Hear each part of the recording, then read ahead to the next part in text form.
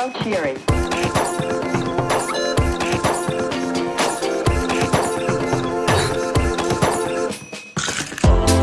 You're an M&M. There's no point in wondering where your pockets are. Tasty, smooth, creamy milk, chocolate center. You're an M&M. It's alright. There's no sense in wondering where your pockets are. Little chocolate melts in your mouth. Don't worry, they say hi. Solid milk chocolate M&Ms. I love being on TV when you're an M&M. Don't worry, it's alright. Solid milk chocolate M&Ms. Don't worry, get in the ball. The little chocolate melts in your mouth. Do you think Bite-sized candies. Milk chocolate. Do you think Bite-sized candies. Creamy milk chocolate. Do you think Bite-sized candies. I hope no one Almond chocolate. Do you think Bite-sized candies. Chocolate center. Milk chocolate. when you're an M&M? There's no point in wondering where your pockets are. Only M&M's candies. You're an M&M, it's alright. There's no sense in wondering where your ear holes are. Little chocolate melts in your mouth. So it's that kind of party. Dark chocolate, darker than they seem. So it's that kind of party. When you're an M&M, 13 more hours, oh no. Solid milk chocolate. Aye, 13 more hours, oh no. Little chocolate melts in your mouth. Do you think Bite-sized candies. Milk chocolate. rock the boat? Bite-sized candies. Creamy milk chocolate. Milk chocolate. Do you think Bite-sized candies. M&M? Almond chocolate. Do you think Bite-sized candies. Chocolate center. when you're an M&M? Little chocolate melts in your mouth. Must buy other? Little chocolate melts in your mouth. Creamy milk chocolate. Milk chocolate. Little chocolate melts in your mouth. Must buy other? Little chocolate melts in your mouth. They say hi when you're an M&M. All the M&Ms you could want. With peanuts or plain. Might wonder. Might wonder. You're an M&M. You're an M&M. You're an M&M. You're an M&M. You're an M&M. You're an M&M. You're an M&M. You're an M&M. You're an M&M. You're an M&M. Milk chocolate. Bite-sized cat chocolate center. Milk chocolate. Bite-sized cat chocolate center. The M&M's can only you M's. The M&M's can bite-sized candies. M's. The M&M's can only you. Well, hello everyone, and yes, I have a sweet tooth too, but unfortunately, I have to cut back on that. But anyway, welcome to another DaraChat. My name is Dara Boots, or Dara for short, because I'm hearing an No echo. one can pronounce your name correctly. Yeah, Daramuth. yeah. I don't know how everyone seems to have a problem with it. It's Daramuth. Well, it's the silent E at the end. Also, I'm getting an echo. I'm getting an echo on your end, like I can hear myself, which is all right, but you know.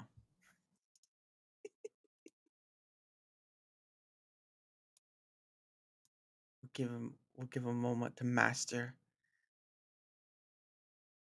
I think we should. I don't hear myself now, so I think we should be good. But yeah, I do have to kind of say it because some people, some people get it wrong. I don't know why. The D was a G. What? Do you still hear an echo? Echo. Oh, a little.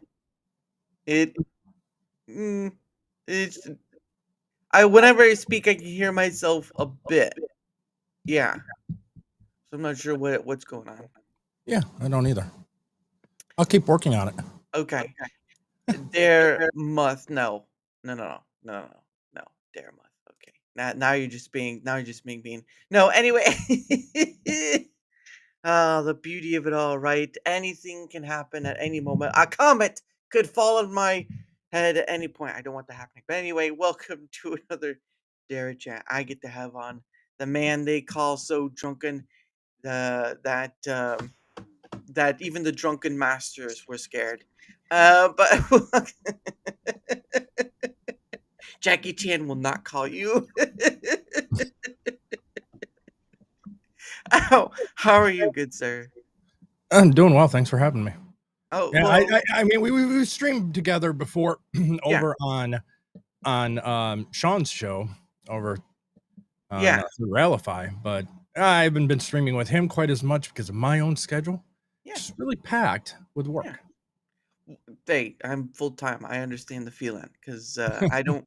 This is not a this is more of a just an enjoyment rather than a moneymaker because I don't do the things to make the money. So, it is what it is. But no, yeah, I was Sean, and then of course there was um the devil made me do it. Was on his shows Beelzebub. So Okay, that was yep. kind of nice. Yeah. So that was kind of nice. But yeah, we were on that too. I was thinking at some point maybe it was Sam 3Pete, but I'm not sure with that one. It's been a while. The only really Sammy show that I do is Cavecast. Yeah, that would be him because I think he does it on Sundays. That would be in other news, is the Sunday Ah, night show. I do the Saturday morning Batman deep dive show with him, where oh, we're going over right now the Rogues Gallery of his arch villains. oh.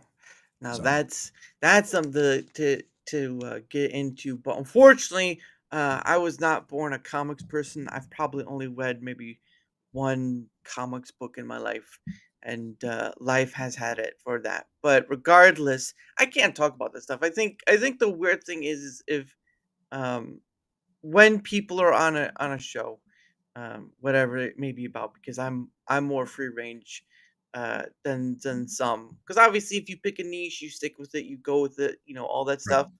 Um, and sometimes people kind of go off rails, which is fine too. But if someone has a show to run, they're like, okay, guys, we need to get back on track like right now. They're just sitting there. They're just sitting there with the ruler. Hey, hey, hey, hey, hey, hey! 5 minutes. 5 minutes. One of you knocks off again, I will kick you. Yeah, we sometimes veer off a little bit. We try to stay as much on topic as possible, but it's not always that way. So we do rabbit hole a lot of times during the show. Yeah, So, but it's within the topic, granted, of Batman, just because, well, it's Sammy. You know how yeah. Sammy does like to kind of um, get sidetracked just a little bit. So, Well, yeah. Well, especially with the topics that he dives in for his stuff. But I mean, I am boundless. I am unlimited in the thing I do. I really don't start with anything, and that's understandable for some people, uh, who are very used to topic centered shows. Because obviously, I know a lot of people who do that sort of thing, which is fine. Content creation is what you want to do. well, But oh, go ahead. it goes into my Saturday show that I do now on at 7 p.m. on Saturdays, Yeah. which is the Insert Title Here show. Oh, yeah, that's right. And yep. And with that show, it's more or less just kind of like it's not barroom, not by barroom like Devil Made Me Do It's Yeah, Beast Club, but yeah. it is kind of barroom in the sense that there's really not any topics and we play games. Oh, So who's most likely to games, trivia games, we nice. do some rankings, we do bracket fights. We did for like McDonald's menu items to find out Oh, what is the number one McDonald's menu item. So mm, we do little things like that for a couple hours on mhm. Saturdays, and I do almost a full day of streaming on Saturdays because I've Wow. condensed my schedule. So Jeez, almost now. all my streamings, I do 4 shows on Saturday. Goodness gracious, man. Do you ever go to bed?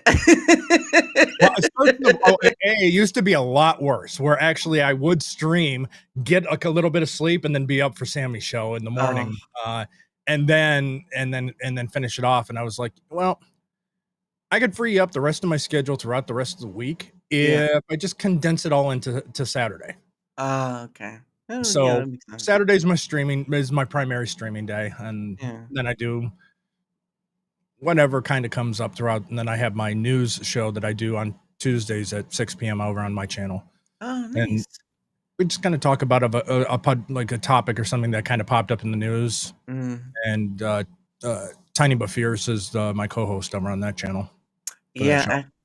I've had her on for a few times. She is tiny, but boy, is she fierce. Good lord. Yeah. Uh, she's a good egg, but she knows where to put it when she needs to. That's all Oh I'm yeah.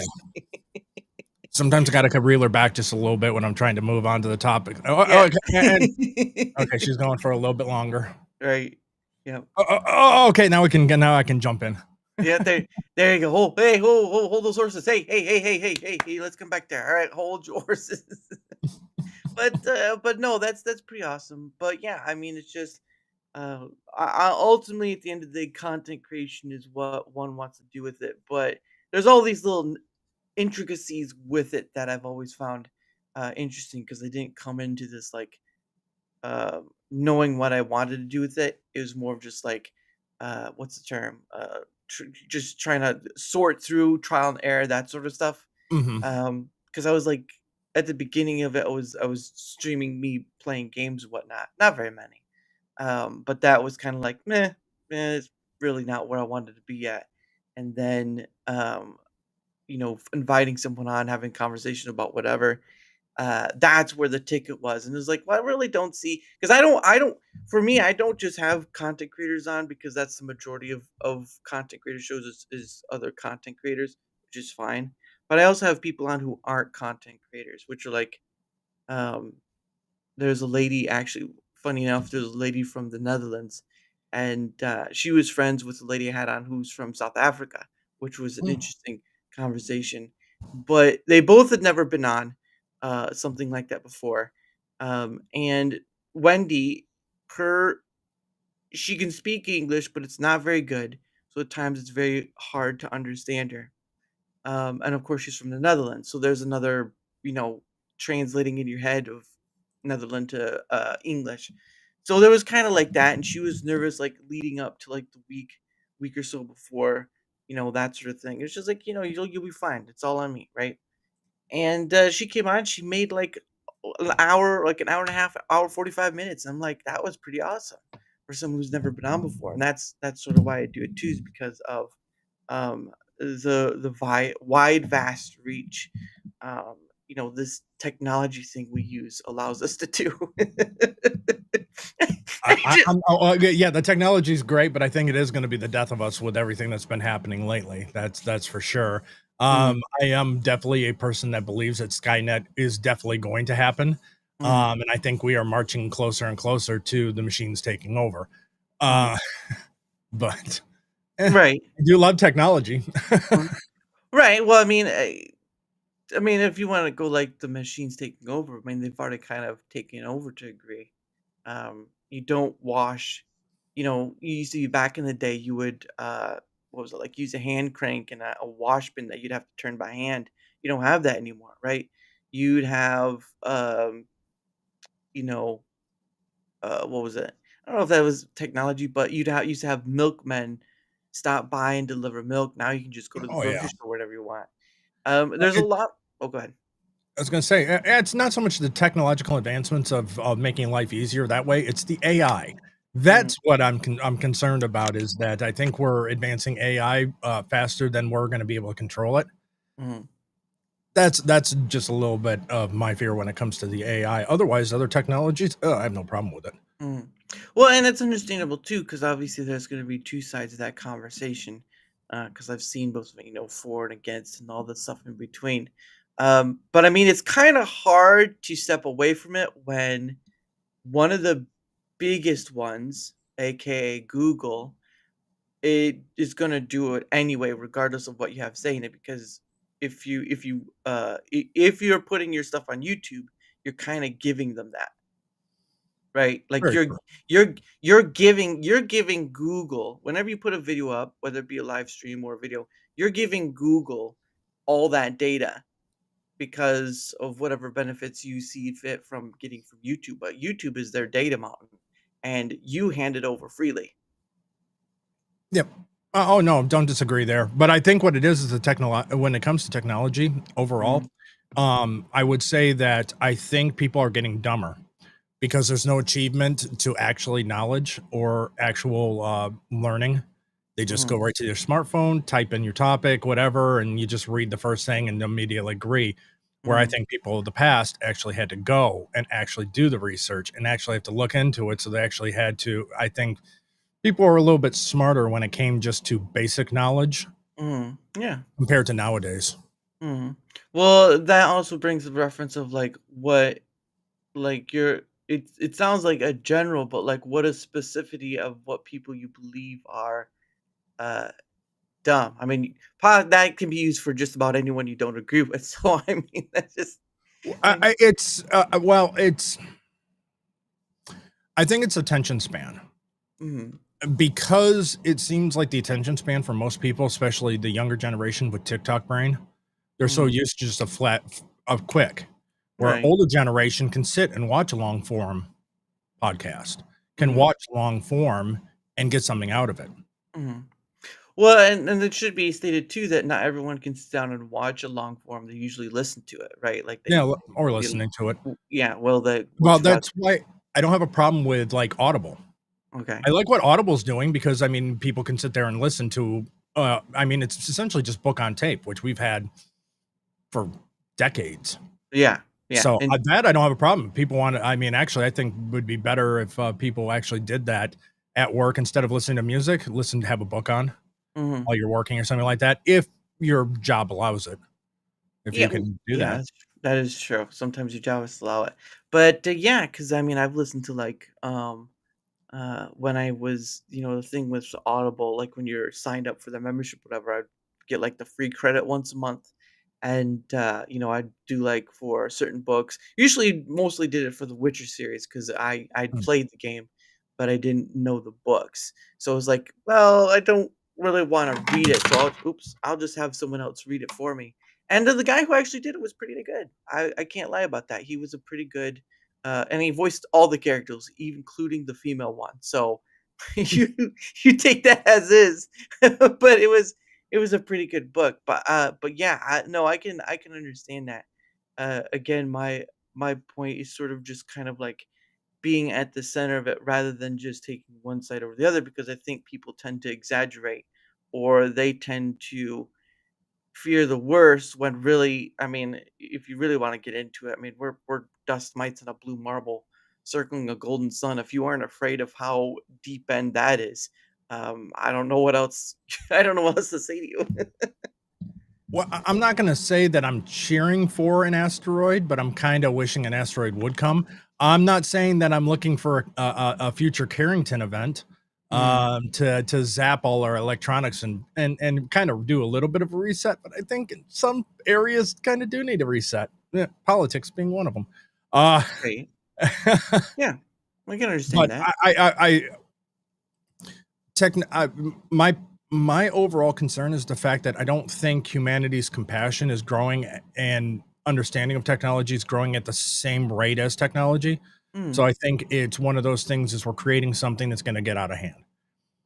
When It have we it not it created something that went out of hand though? well, it's true, but what I would say is when it comes to specifically AI, I Mm. kinda go back to Jurassic Park with Oh Malcolm. yeah, yeah, Where he yeah, said, "Look, your scientists were so consumed with if we can do this, never stop to think, should we do this?"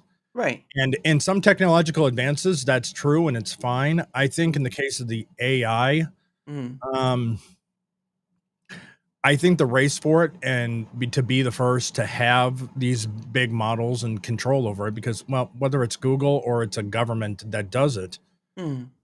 it could be detrimental. Well, it sounds a bit like what they were doing with the arms race, wasn't it? Who would get the Arms race, yes, and the effects that it could have on all of us in the sense of a launch. yeah. But when it comes down to the AI aspect of it, and most people don't, I go to sci-fi a little bit because I think sci-fi movies do a fairly good job of warnings. If you don't control it properly in the initial, it can take over. Mhm, And it goes back to Terminator 3. mhm. I think that's more potential of happening in the sense that yeah, spoiler alert for anyone that's not seen that 20-year-old movie already. Um, the whole point that Skynet, when the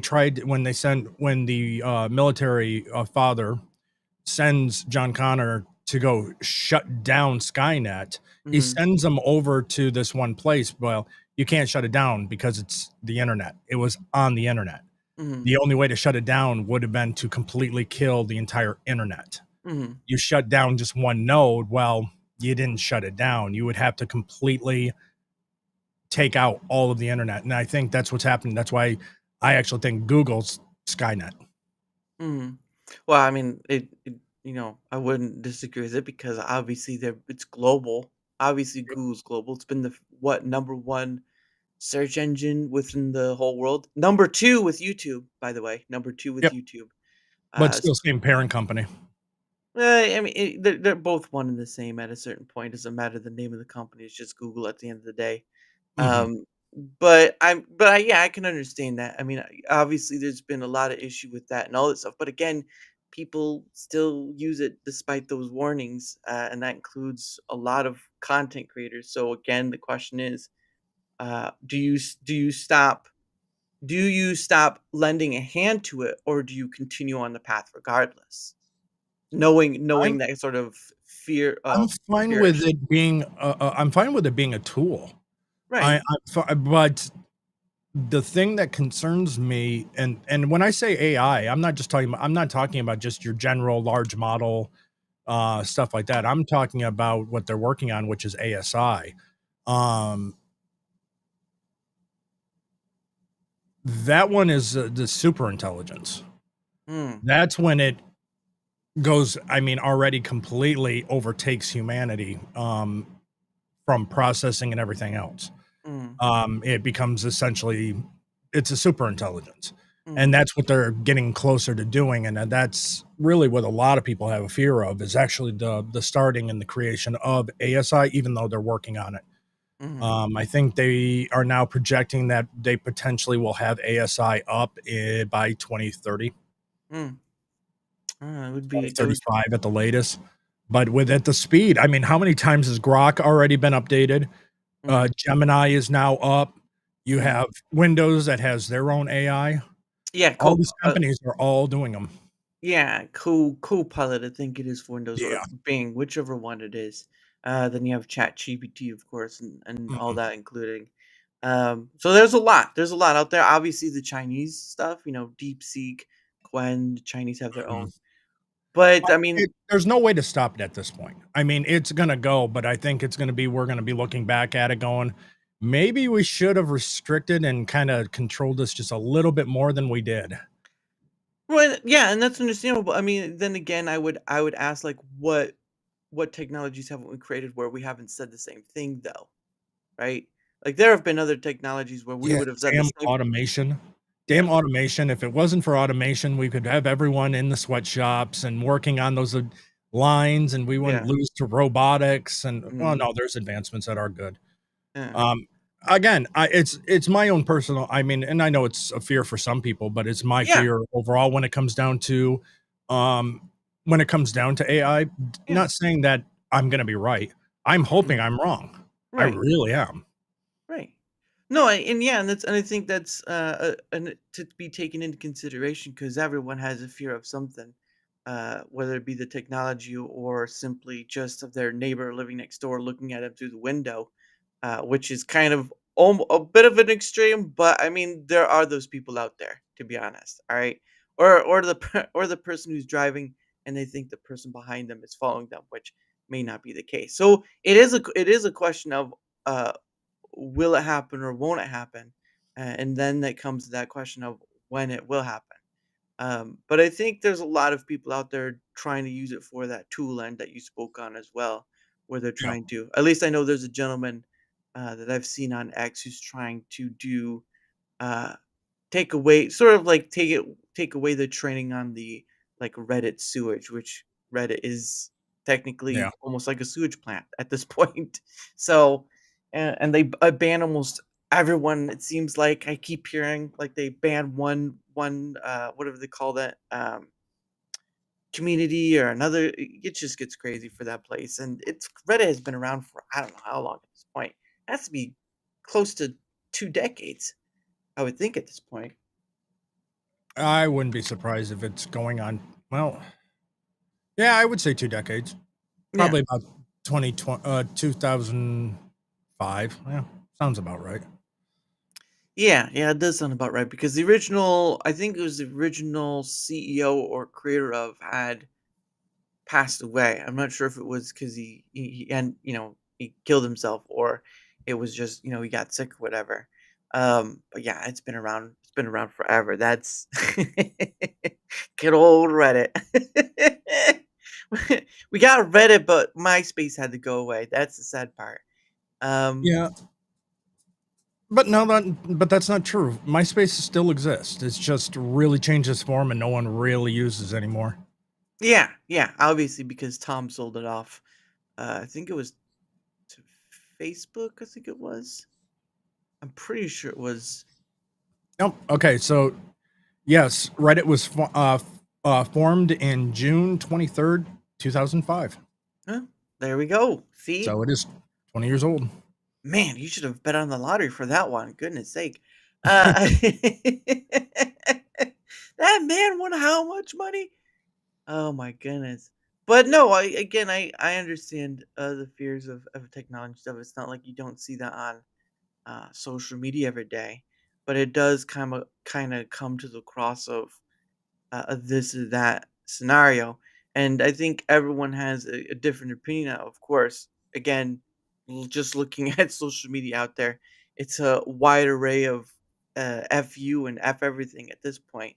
But I'm not beyond those discussions of it. I see it on the opposite end of like, you have good people out there trying to turn this tool into something that be benefit, and you have bad people out there turning a tool into something that could be horrendous. And that's always been a thing. It's never not been a bad person won't like if you're go like they talk about the gun stuff, right? Like, gun free zone won't actually make it a gun free zone and all this stuff.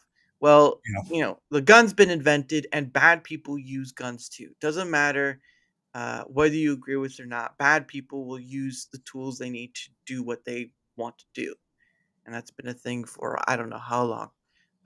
But it's not gonna. But doing those gun-free zones or whatever are not gonna change that sort of thing, because that's just dumb. It's just dumb. It's not gonna do anything, right? Yeah.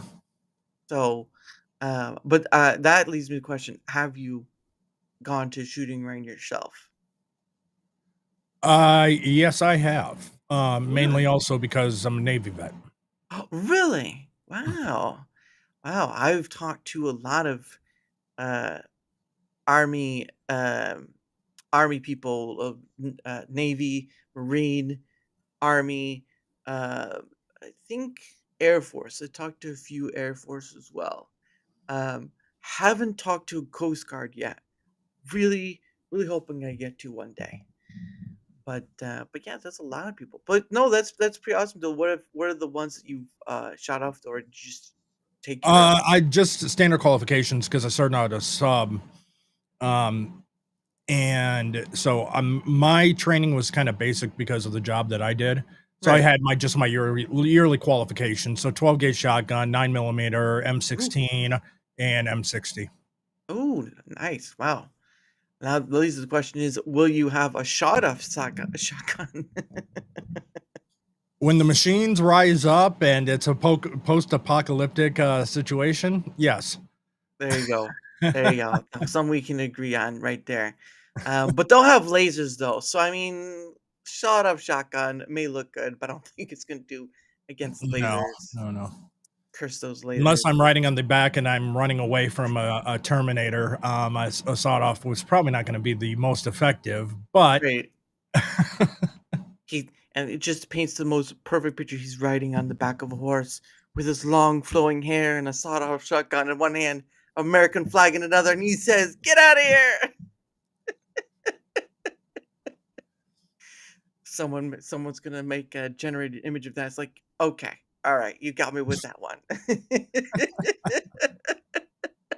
and see, Oh, that's the other thing. Again, with the AI, that's a thing about the AI that it doesn't bother me. It's using it as a tool for meme creation and video and stuff like that. yeah. I'm fine with that as long as it's properly watermarked because that's again Oh, misusing yeah. of AI to create false information. Yeah, I don't think Grok Imagine uh watermarks. I know Sora 2 does, and there have been ones where if it wasn't watermarked, I've seen where many times people will believe the video and you could watch it and you will see that the little quirks and stuff, the AI misses. But if it didn't have a watermark, you're right. If it didn't have a watermark, a lot of people would believe that would be true unless they could tell.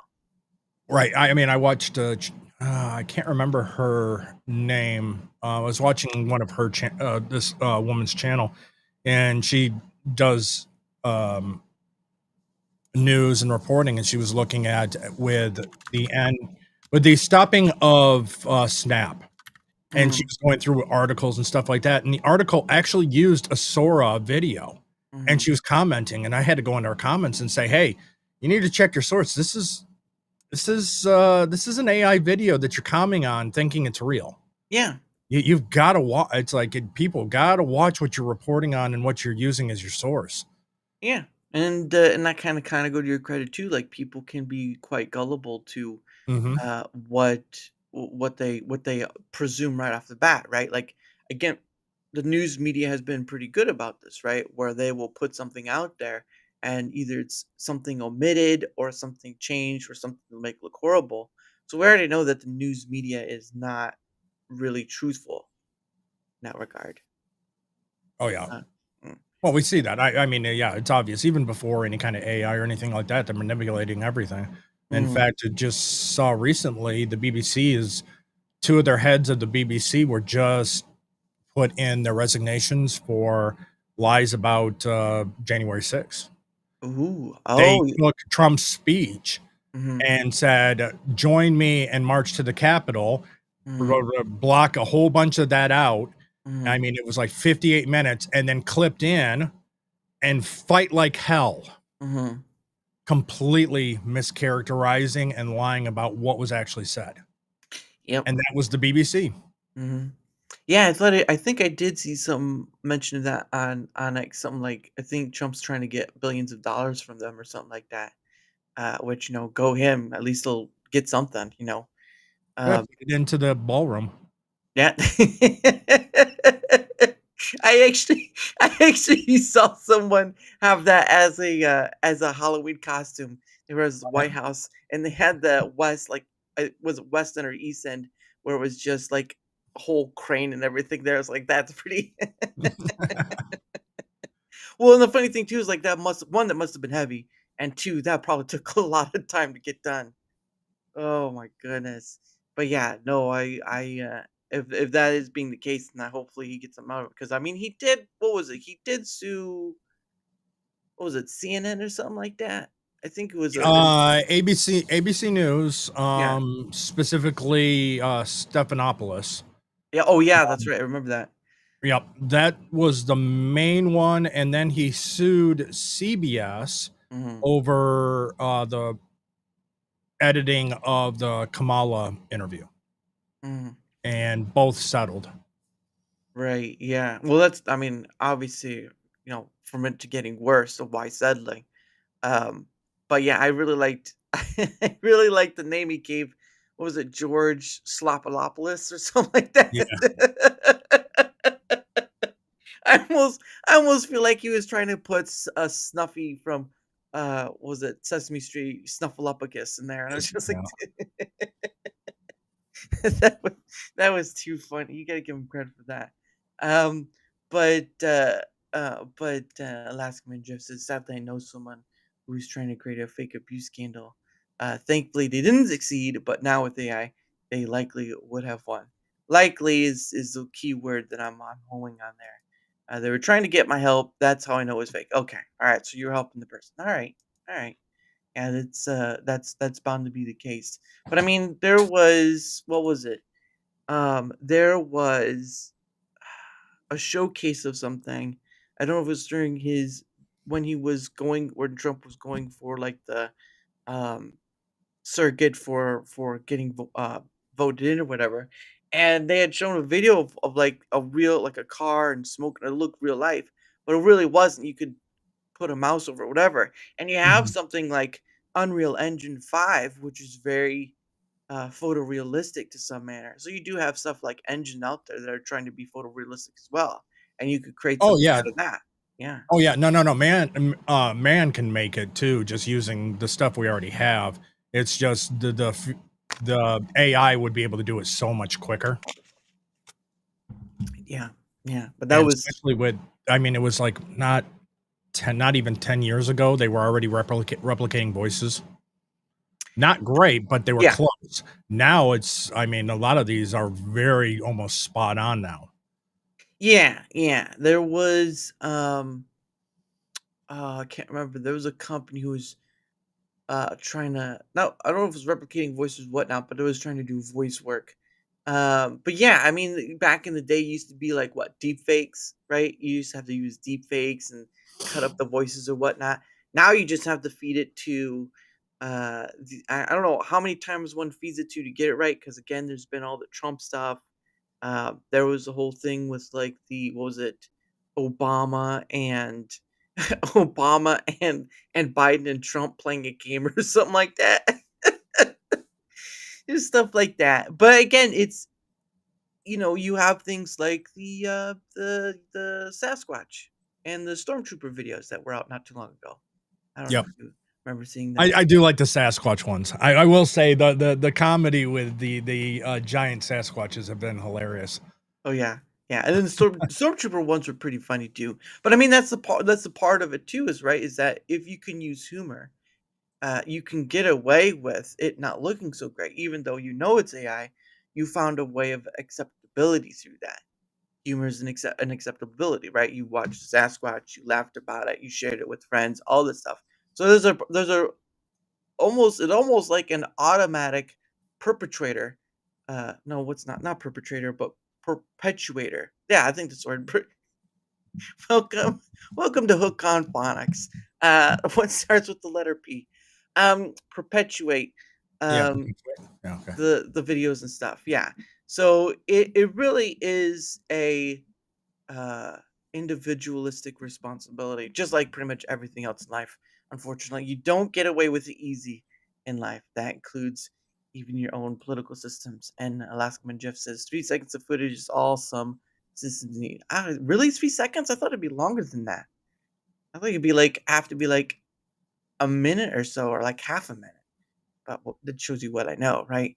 Um, but I mean, for what you do and stuff, beyond the insert title here, I mean, you probably talk a bit on the pop culture. Obviously, the BBC stuff was Mhm. recent, I think.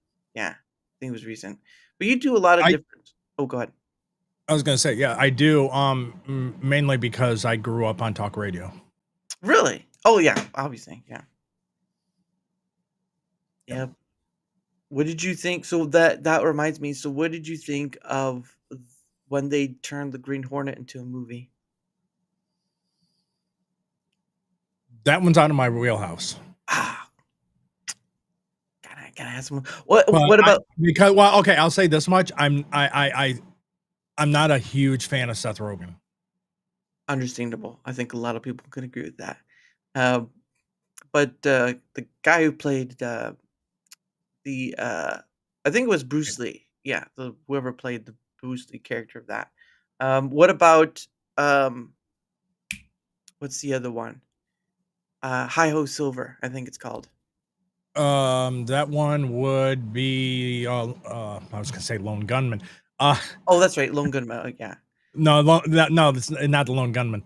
Lone Gunman was no, that is right. I just know the tagline of Hi Ho Silver. That's what he would say. Yeah, I think it is Lone Gunman. Yeah, I think so. Because that would be his Uh, tagline every time at the end of it, where he's say "Hi ho, Silver," and then he has Tonto with him and all that. yeah, Uh, that the Disney remake with Tonto being played by Johnny Depp. Johnny Depp. But I'm more a person that prefers classics and a lot of the classics not to be touched, especially by modern Hollywood. Uh, oh, So that's what? why I mean overall I'm a very big Star Trek fan, and I'm talking Oh, about everything pre 2009. I mm, I can tolerate the J.J. Abrams films, mm, but that's it. The TV shows are not Star Trek. So right, understandable. Yeah, and I don't know many people other than when they did the what was it, like the third season of Picard. I think people were kind of, yeah. That one was different because the main head of Secret Hideout was not involved in it, Mhm, and they had kind of handed it over to an actual Star Trek fan. And so mhm, that's why a lot of people liked that third season, is because it actually went back to the actual roots of by a fan that mhm, actually liked original Star Trek TV shows mhm, for Next Generation. So mhm. yeah. Yeah, and I remember watching that Next Generation after school. Because the funny thing was is that that connects to LeVar Burton, who was connected to Reading Rainbow. And one of the episodes of Reading Rainbow, they were showing sort of the behind the scenes of Star Trek, which was kind of an interesting sort of thing. They actually showed how the sparkly thing for the transporters worked, Mhm. which I thought that was interesting. But no, it's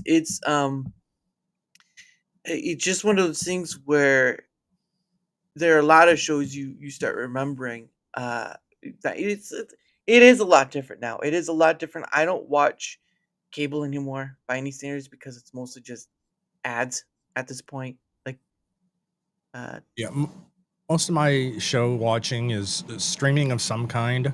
mhm, However, I've gotten to the point I'm a very big on physical media. mhm, So I have a huge library of actual books. I mhm, have DVDs. I still have CDs. I have records. I prefer physical media. And one way that I have gone to preserve as much as possible, because there's still going to be disc rot, yeah, is I've ripped all of them and put it on my own server. mhm. So it doesn't matter where I am, or I can stream my own library from my own system Oh, anywhere. nice. So at home, any screen, phone, anything like that, I can play my library. My Mhm, music is also in there too, so I can make my own playlist of my own music.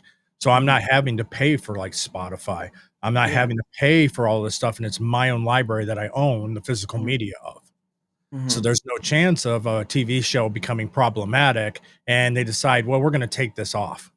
yeah, The other thing that people don't realize, and again, that's why I'm such an advocate when it comes to physical media, is the fact that a lot of these streaming services are just contract based. They lose the contract, you lose it. Even yeah, if you bought it, yeah, you're not actually buying that movie. You're mhm, renting it. You're buying a license to it that can be revoked at any time. A mhm, lot of people with Sony learned that the hard way. mhm. They But lost the license and lost their library of movies they thought they bought. It's like, no, you bought a license as long as Sony had the rights to it. The moment yeah, Sony lost the rights to it, you don't have it anymore. right. Can't do that with physical media. Yeah, same could be said for the, gaming side of that too. Mhm. Obviously, no matter platform, but maybe Nintendo, but that's a little far off there. But even gaming has its issues, like Steam and stuff, and all that. Eventually games either the company folds or changes or gets absorbed, because no company lasts forever unless you're like a big company of sort, in the field of like maybe Microsoft or Sony or Nintendo. It's another one. Maybe. Ooh, criminy. I'm trying, I'm trying to think of another gaming company. Uh, Well, because I you. mean, are you talking just the game company itself, or are you talking like studio? Because I mean, you have Blizzard got bought up by Microsoft. You Oh, have that's true. Yeah, I Bungie. mean, AA that was Mm, eaten by Microsoft. It's like Microsoft is trying to grow by all these different publishing companies, because I don't think, I honestly don't think they're ever going to make another console. yeah. I don't think. I mean, it stands to reason why. Why would you make another console when Microsoft does mostly PC? And to be honest, the way gaming is like the console thing for gaming is going, it's more going more mobile because you know whatever Nintendo does, like yeah, there's some parts of it that are not so great, and so you can yell and scream at those parts, but you have to give them credit for making a mobile gaming station. Because right now, I don't know if PlayStation has one, but Microsoft didn't go for it, and so but you could buy, say, like, the Steam Deck, right? You could buy the Steam Deck and play their things on the go. Logic Logitech now has a device that can stream Microsoft. Interesting. I didn't know that. Yep. So essentially, it's like a Stream Deck, and instead of Microsoft making it themselves, Mhm. Logitech has made it, and you can log and connect right into the Microsoft library and everything else and play Microsoft games right on it, your Xbox games. Mhm. So, and on top of that, it's just the investment.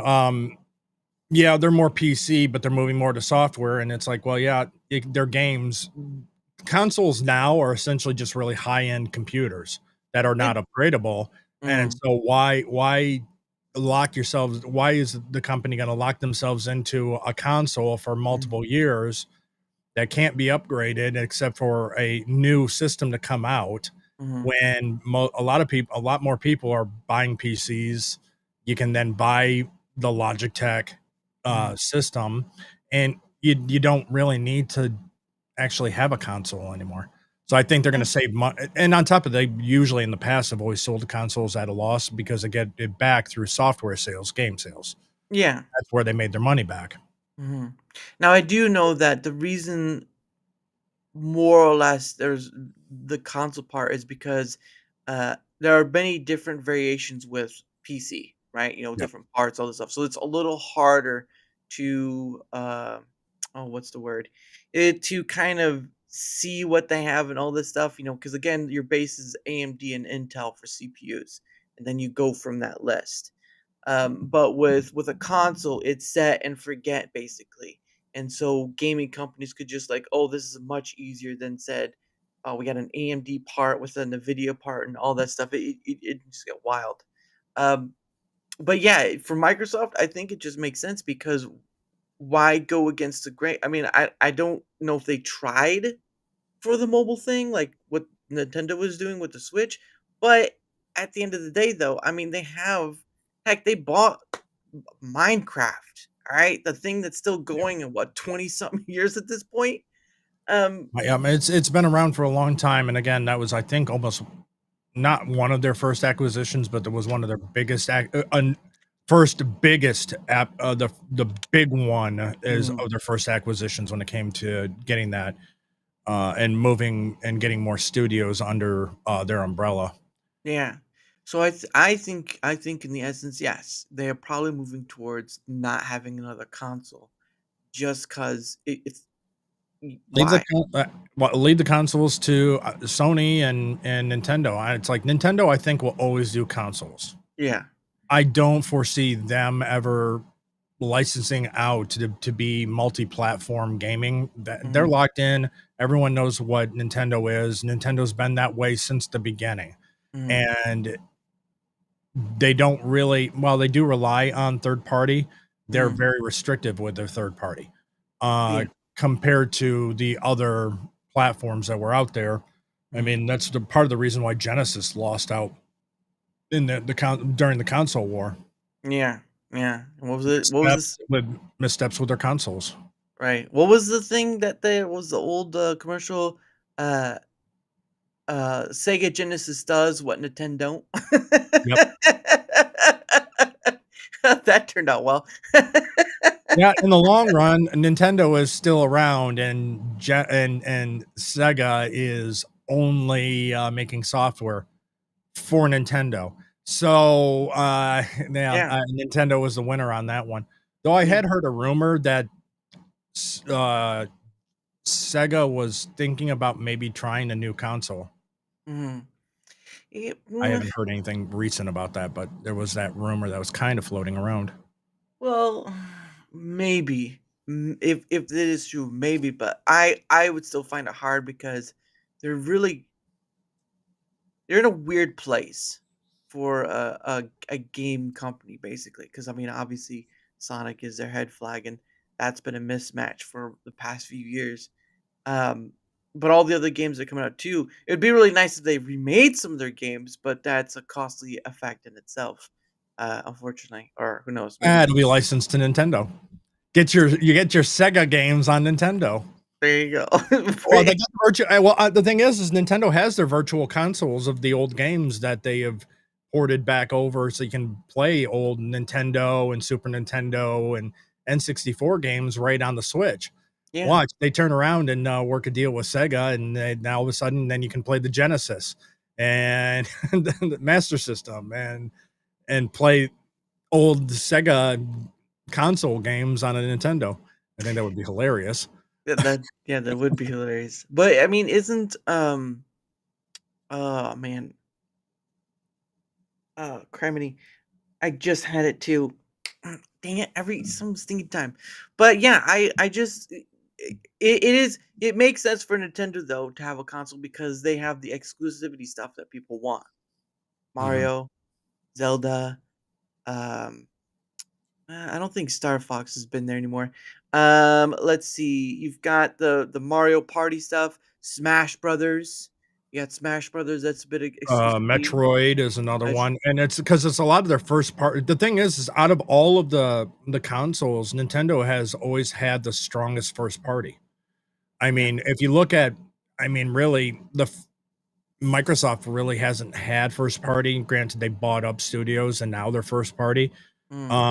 Because even the breakout game for the first Xbox was Halo. Yeah. And in all technicalities, that was not a first party game. Yeah. It was more But story. it ended up go Right. ahead. No, I was just saying it was more story driven, wasn't it? Or campaign? No, it was campaign, and it had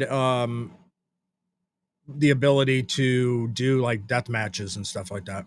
Mm. You could get, I mean, okay, going back to my military time. So when we were in the shipyard Mm. on watch and we didn't have to be down on the ship, we had an office barge that we, during the weekends, few of us would bring in the Xboxes, we'd link them together, and we would play Deathmatch Halo. Nice. Projected from some projectors onto the screen, and we had a couple of them going, and that's what we did on the weekend. Yeah. And that was one of the things that was great about the Xbox when it came out, is because it was all off the shelf computer components. It was quite literally a computer, unlike the other systems at the time, which was the PlayStation 2 and the Nintendo. The little box one, GameCube. GameCube, that's right. Yep. I remember that. I had one actually, the silver one. I had one as well, and I don't remember whatever happened to it. But I still have on my console over at my entertainment center. I still have my PS2. Now, granted, it's the PS2 Slim, so it's the really small unit. Oh yeah. But it still plays to the day, and I've bought a wireless controller for it, and I still play Grand Theft Auto 3 and Vice City and the original Star Wars games. Yeah. I actually have Revenge of the Sith game for PS2. See, I remember when you're talking about GTA. I remember when GT came out and people were like, "Oh yeah, I can run over people." It's just like, poor Alaska Man Jeff. His poor guy never had in the console. the Tiger Electronic Games. Wow. Growing up. Hey, you know what? That's okay. From a man who's from Alaska, that can be understandable. Well, I'll say this: my dad growing up was a gamer, because the first console that we had in the house was an Atari 2600. Wow. So my first gaming system was an Atari 2600, and then he bought the Nintendo, and then he bought a Super Nintendo, and then he bought a 64. So yeah, he definitely was in his younger days definitely into gaming. And he actually beat Dragon Warrior. Really? Wow. Yeah. Goodness. Now, wasn't the Atari the one with the singular joystick then, the button and the singular joystick? Yep. Okay. All right. Because there's a few old gaming ones I see where like there was one with like a keypad on it, and a dial, and then that would be, I believe, ColecoVision. okay, ColecoVision. Yeah. Look, I don't know all the names. Okay, I just remember things. All right. I am older. I am slightly older. So yes, well, that and it's kind of my wheelhouse, watching like console war games and looking at the history of games and stuff that didn't take off. So yeah, that's fun. Hey, all right, Grandpa, let's get back to this. No, actually, the funny thing is, have you ever heard of the museum that they have in Texas for all the games and stuff? I have. I've never been there. I've not spent much time in Texas. Had Right. family that lived in Texas, but then they moved. So Uh, I have not been back there in some time. Though I probably should take a trip out there sometime when I actually have uh, time. here we go. Yep, I found it. And let's see. Give me 1 second. So this is the museum I'm talking about. This is in Texas.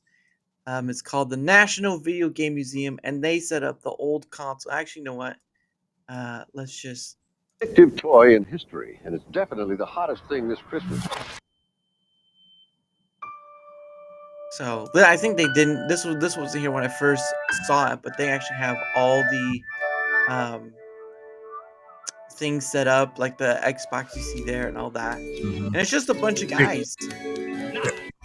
So you briefly there, you actually had a 2600 displayed right Yes, there. that would. Yeah, just yeah, right. Ah, Yeah, it doesn't want to stop right on it. But yeah, there we go. Just there we yep, go. that's it. That's the 2600. That's my first gaming console. Wow. Yeah, I mean, look at that. You had the little pack in the center, and you had those knobs right up there. Those They look like are knobs. switches, Oh, really? and they toggle. So Oh, like okay. one of them was an on switch, another Mhm. one was for either color or black and white. Hmm. Another one was like channel selector because, well, the way it had to connect in channel 3, channel 4. And then on top of it, then the last one is like difficulty setting. Hmm. Interesting. Now, and Atari was the one that got the first game made, which was Pong, right? I believe it Yep. was. But they Atari made the first game that was in an arcade. So they made the first arcade game, which was Pong. And then Ah, they made the Pong unit for home, yep. which only had Pong. Mm, And the controller was also where the game was, and with the controllers on the same unit. mm. Wow. Yeah, I just I just remember when looking up the game, right? The game Pong. It was actually like it was weird. Like he was using a oscillator or something like that that Mhm. made it. Yeah, which was pretty weird as you could use an oscillator to make a game. It was a totally different tool. Let's continue. Like a television, Nintendo, like it's insane. I think that's the one was the keypad one right there. That was talking on. They had Sega, and they have this huge line of Duck Hunt, obviously. Oh, I missed Duck Hunt.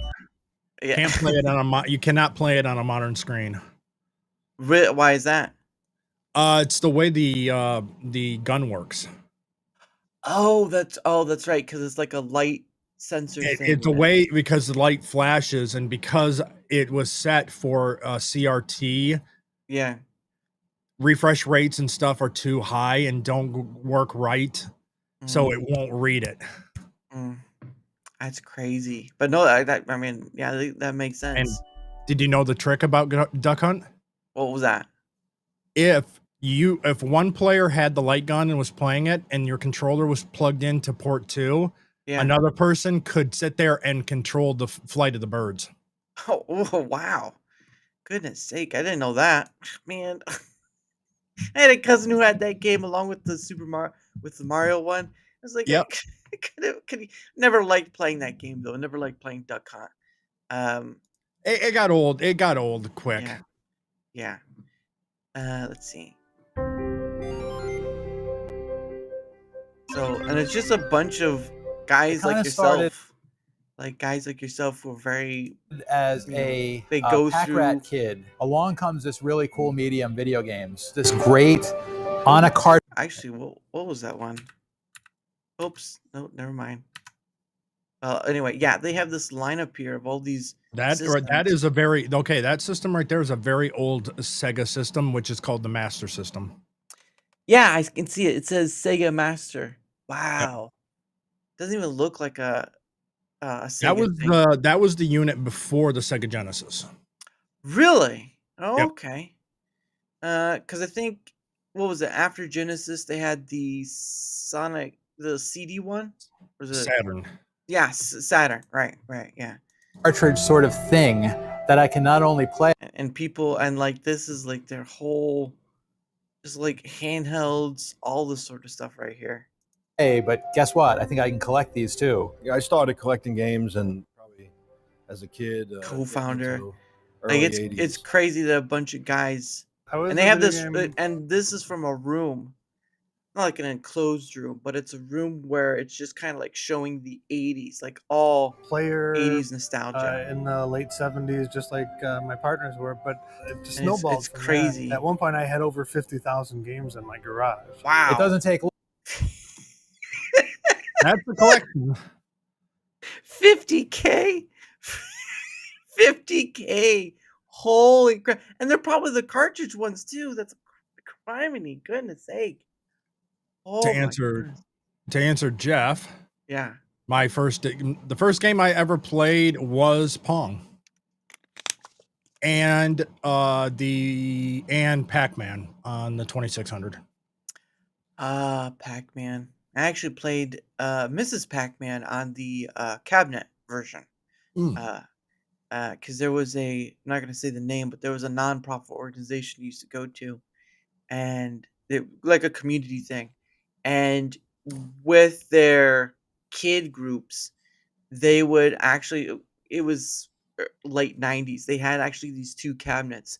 One was a Mario one, but it was one of the ones where it had like the POW brick and you had to jump underneath enemies to like knock them off or whatever as they're coming out the pipes.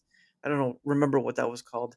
And then of course there was, Actually, was the original Mario Brothers.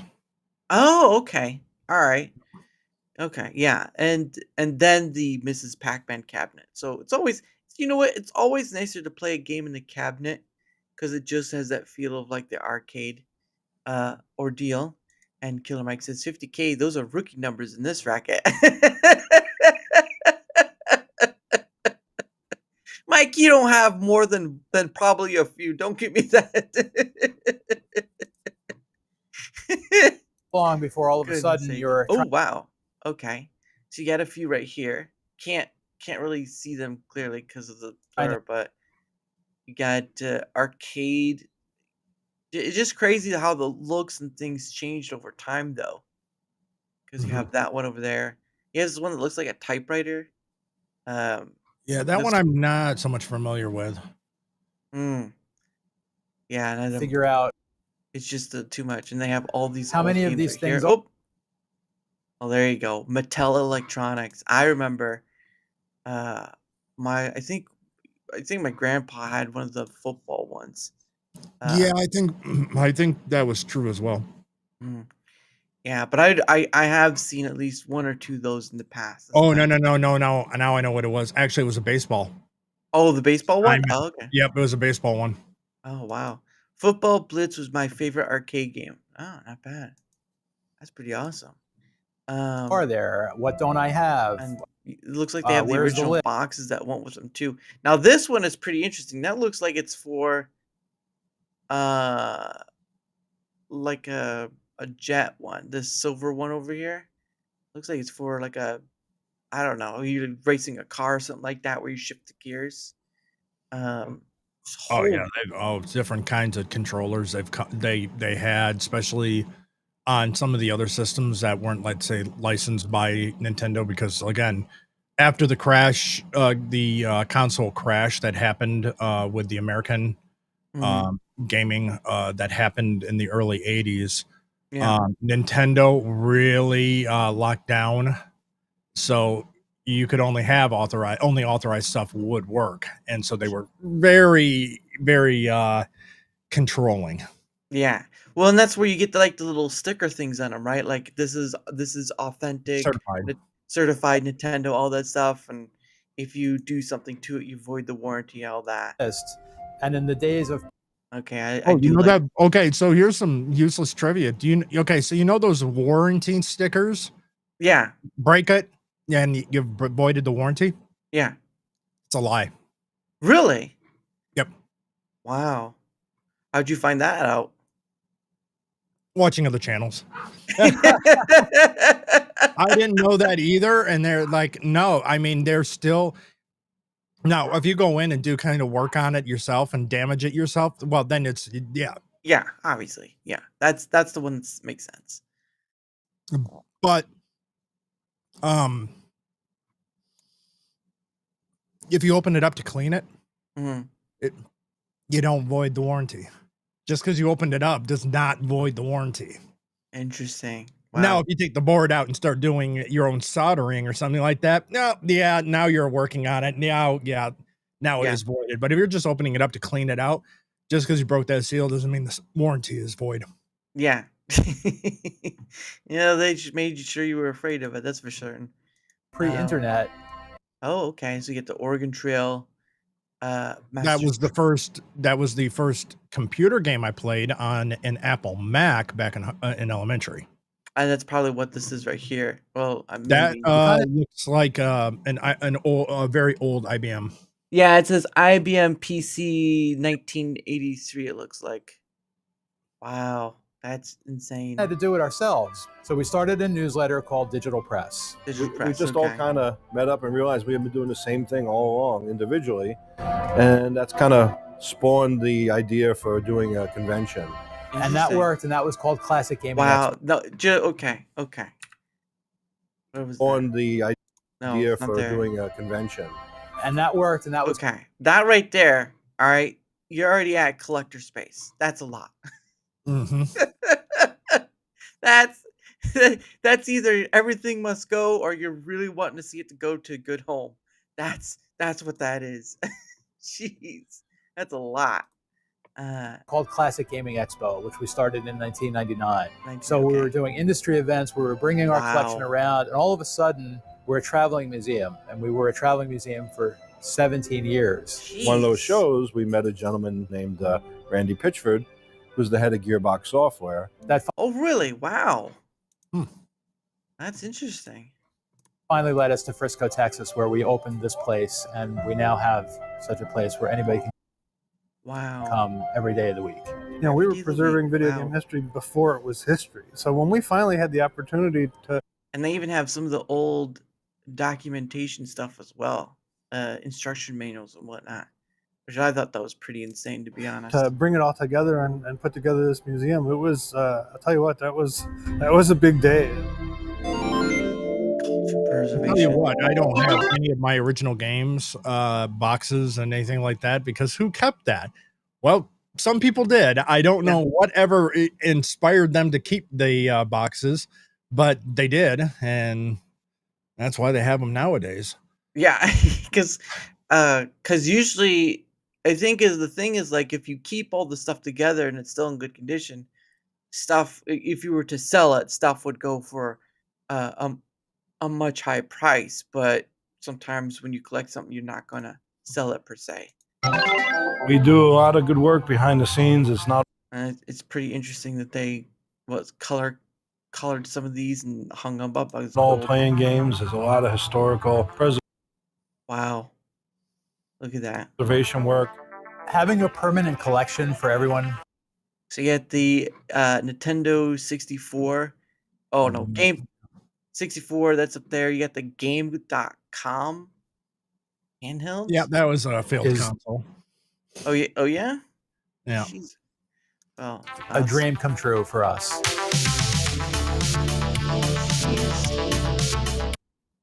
Oh, Dragon's Lair. That's right, Dragon's Lair. For those who don't know, that's a there was another one too. I think it was called Space Ace, and they're both Don Bluth sort of animation in this gaming thing, which was a bit weird. You have to like choose the right path. Otherwise, if you didn't choose it in time or whatever, it would be like you you'd lose basically. Mhm. But it was really good. at least from what I've saw, like the animation and stuff. We've all worried about how the industry is getting into this very digital era where tomorrow's generation and our kids and grandkids are not going to see this stuff anymore in stores. So we now have a permanent snapshot, if you will, in history for what video games were like.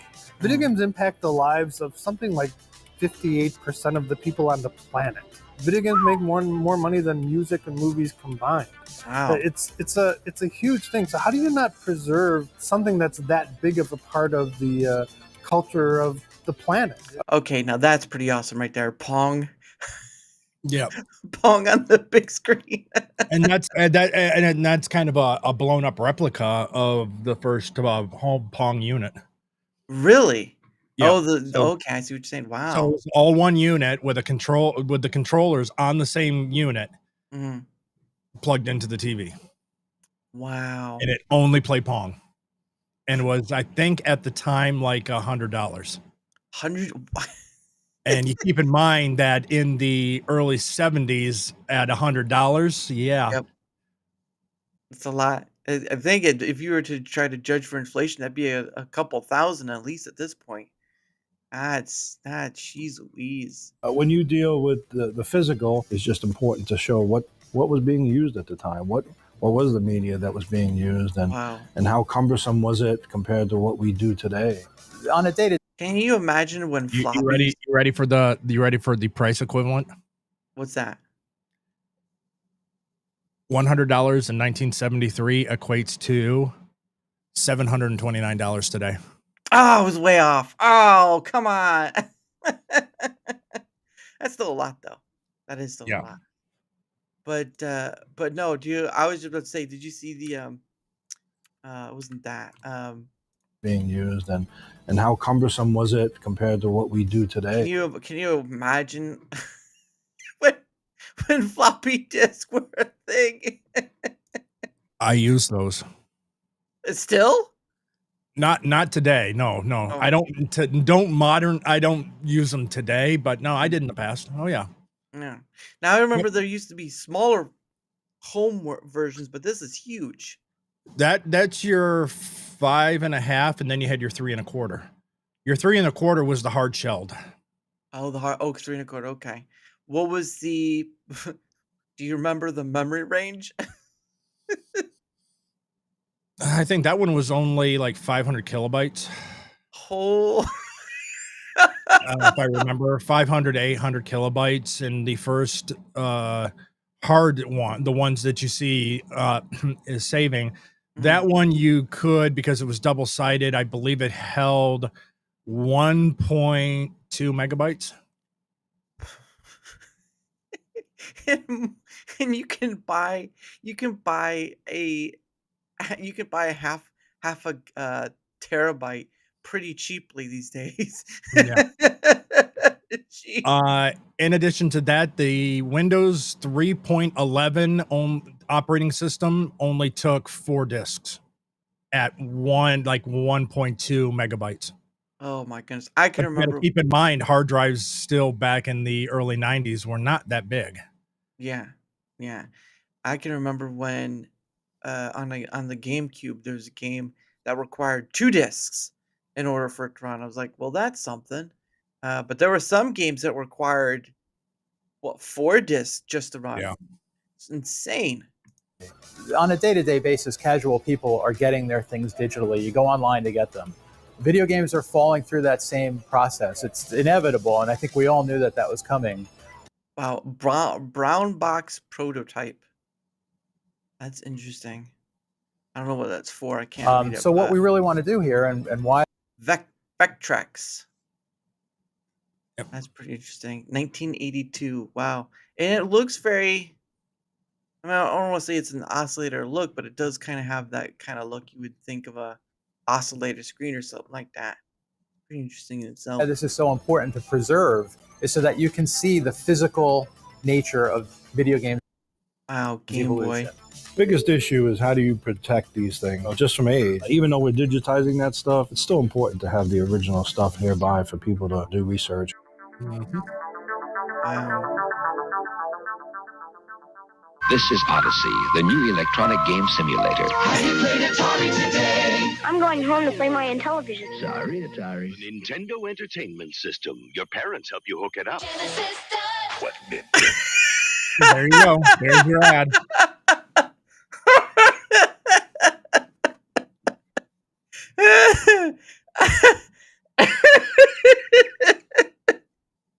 Well, there you go. How about that? It was a big ad for them, so of course it would be in this video. Goodness That was a huge marketing campaign that they were doing because, okay, so during the console wars, Nintendo was first in the US when it came to between Sega and Nintendo. So Sega comes in, so they're already at a deficit trying to claw market share away from Nintendo. So they went with this campaign. Our games, we're 16-bit. Nintendo's only 8-bit. Yep. They certainly pushed it with when they built the Sega. Certainly pushed it when they started stacking their consoles. Oh together to make yeah, that Super one, which was weird in itself. But again, some of the stuff was megabytes. Okay, megabytes is laughable to the terabytes we can have at this point. All right. I got to look this up because I don't know the number completely. So I'm gonna look this up because you're gonna laugh when you actually hear this number. Oh, I'm already starting to snicker at it. Let's see.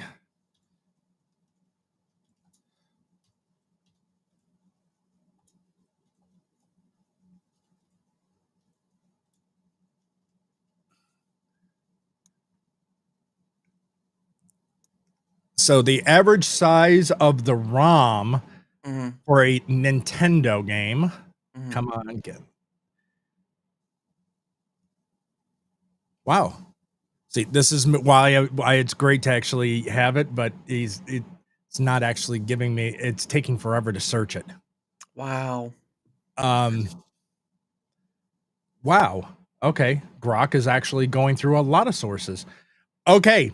So the average size of a ROM for a Nintendo game was 150 to 250 kilobytes. Kilobytes. Wow. Not even a megabyte. Wow. Not even a megabyte. Wow. 100 megabytes. Yeah, almost there. Kilobytes. That is insane. Though ROMs dropped and they did, let's see, the later games in the console were able to get to 128 to 384 kilobytes. That was the most common. Wow. That's insane. Just looking at it kind of alone, right? That was big back, even for like home computers and whatnot. That was big back in the day. Nowadays, it's almost like blowing dust off the top of a computer screen. It really gets scary, laughable after a while, but it shows you kind of how far we've come. When we got like a like 250 megabyte hard drive on our family computer, that was like, wow, that is massive. Yeah, my servers alone, I'm sitting at usable space of like 64 terabytes. And I'm on top of that, I'm kind of afraid that eventually I'm going to run out of that and I'm going to need to get more. Oh my goodness. Yeah, especially if you're going like 4K or Blu-ray look. Yeah, you definitely need that up. But anyway, it is the I let it go a little past, but it is the top of the hour. And to kind of explain what happens is I set aside some time for me and my guests to promote our stuff. Usually I do it at the top of the hour, but I let it go by because of it was just nice to get to talk about that. But give me one get them away. Give me 1 second to get your stuff. And bingo. Okay. So there's your stuff. So, sir, if you want to promote your awesomeness, the floor is yours. Okay. Well, tomorrow at 6 p.m. PST over on my channel, I have Nerds Covering the News. It's about an hour-long show, and my co-host is Tiny But Fierce. We just kind of pick a couple topics of news events that happened over the last 7 days. And then Saturday morning at 8:30 a.m. PST over on Sammy Three Pete's channel, we do Cavecast, which is a deep academic dive into the history and lore of Batman and his characters. Mm-hmm. Then at 11 a.m. PST over on Theo Snodgrass, he has a show where I produce, and that is Touchgrass Theo Snodgrass. Then at 4:30 p.m. PST over on Iron Oxide's channel is Weekly Rogues Gallery. And then back to my channel at 7 p.m. PST on Saturday for insert title here. It's Monday, so I haven't decided what I'm going to do for a topic or game or anything like that. Usually I'm figuring that out Saturday morning when I went, I always plan to have this all figured out before we actually get to it, and completely forget about it. And then I'm rushing to actually figure something out beforehand. And that's coming up. I'm actually going to be on Duke Devil 95's channel. He's doing a watch through of Star Trek Deep Space Nine with those who have never seen it before. Oh, wow. And he's seen it, I've seen it, but he always likes to have a person that's never seen one before, and then a couple people that have, and then talk about it, discuss it, watch the episode, and then he cuts it up and then puts that out. And I have 2 Deep Space Nine episodes that I've committed to, and we're actually going to be recording my first episode on his channel next Sunday. And so a couple days later, he'll put that out. You're a busy man, and no one can say you're not busy. You're just... Well, I had 2 other shows I was doing, but one kind of fell through, and the other one, because of scheduling conflicts and everything else, we've had to end it, which was Make Me a Sandwich, which was taking a satirical look at toxic masculinity. Hence the name. That was Devil's channel show, and I was producing it. Oh wow, okay. So you're producing other people's channel as much showing up on their channel. Correct. Yeah, because I have a lot of background in video production and producing and stuff like that. So I help out those channels with doing producing work in the background and stuff like that. Well, that's pretty awesome. But again, his links are all there. They'll be both on the Rumble side and the YouTube side because I stream to both places. I'm not a one-person platform. But again, if you want to see where else he's at, obviously you can always go to his Twitter X because he'll most likely update. Either you can see him talking smack to someone or talking about other people's channels on his X. So there you go for that. But yeah, both links it will be on both sides of the Rumble and YouTube side, so you can find it there. And for my end of things, whether you're on the Rumble side or the YouTube side, doesn't matter which side you're on. I am not biased in that. If you wouldn't mind leaving a like, sharing the content, leaving a comment or follow, anything that helps the engagement factor, not only helps with the being seen more, like all content creators, want to some degree, but also helps having other people on, like the Drunken Arrow Emerald, which I haven't even gotten to yet, and of course like Tomby and Sammy 3P I've had on. Theo I've had on as well. Great dude. Actually, very observing is he. So there is that. And but again, I'm only 5 away on Rumble from hitting that 100 mark. Oh wow, yeah. So again, his links are down below, but also every bit counts in that, because when you either help with engagement or come to watch, you kind of get to see. You then get to see what kind of show DaraChat is, because sometimes people have to experience it in order to understand it. Because obviously, to some people, they've asked like, what are the topics are and all that stuff. And like, you just come as you are, and you just that's what it is. It's just a conversational show, and so that kind of catches them off guard because many people are used to topic centered. But anyway, any help with the engagement factor on either the Rumble side or YouTube side, doesn't matter which side, is much appreciated. And of course, hold on. I can get my links in there too, or link actually, because I do the link tree stuff. And if you want to find all my other stuff, it's in there. My Twitter X, I have an email one, and then of course I have a link to Discord, but it's mostly just for DMing. I don't have a server. I only have so much time in the day, and I have a full time job, so there's that. Um, but anyway, any all my stuff you want to find me is in that, and of course the other things I do, few things I do anyway. Um, Give me 1 second. There we go.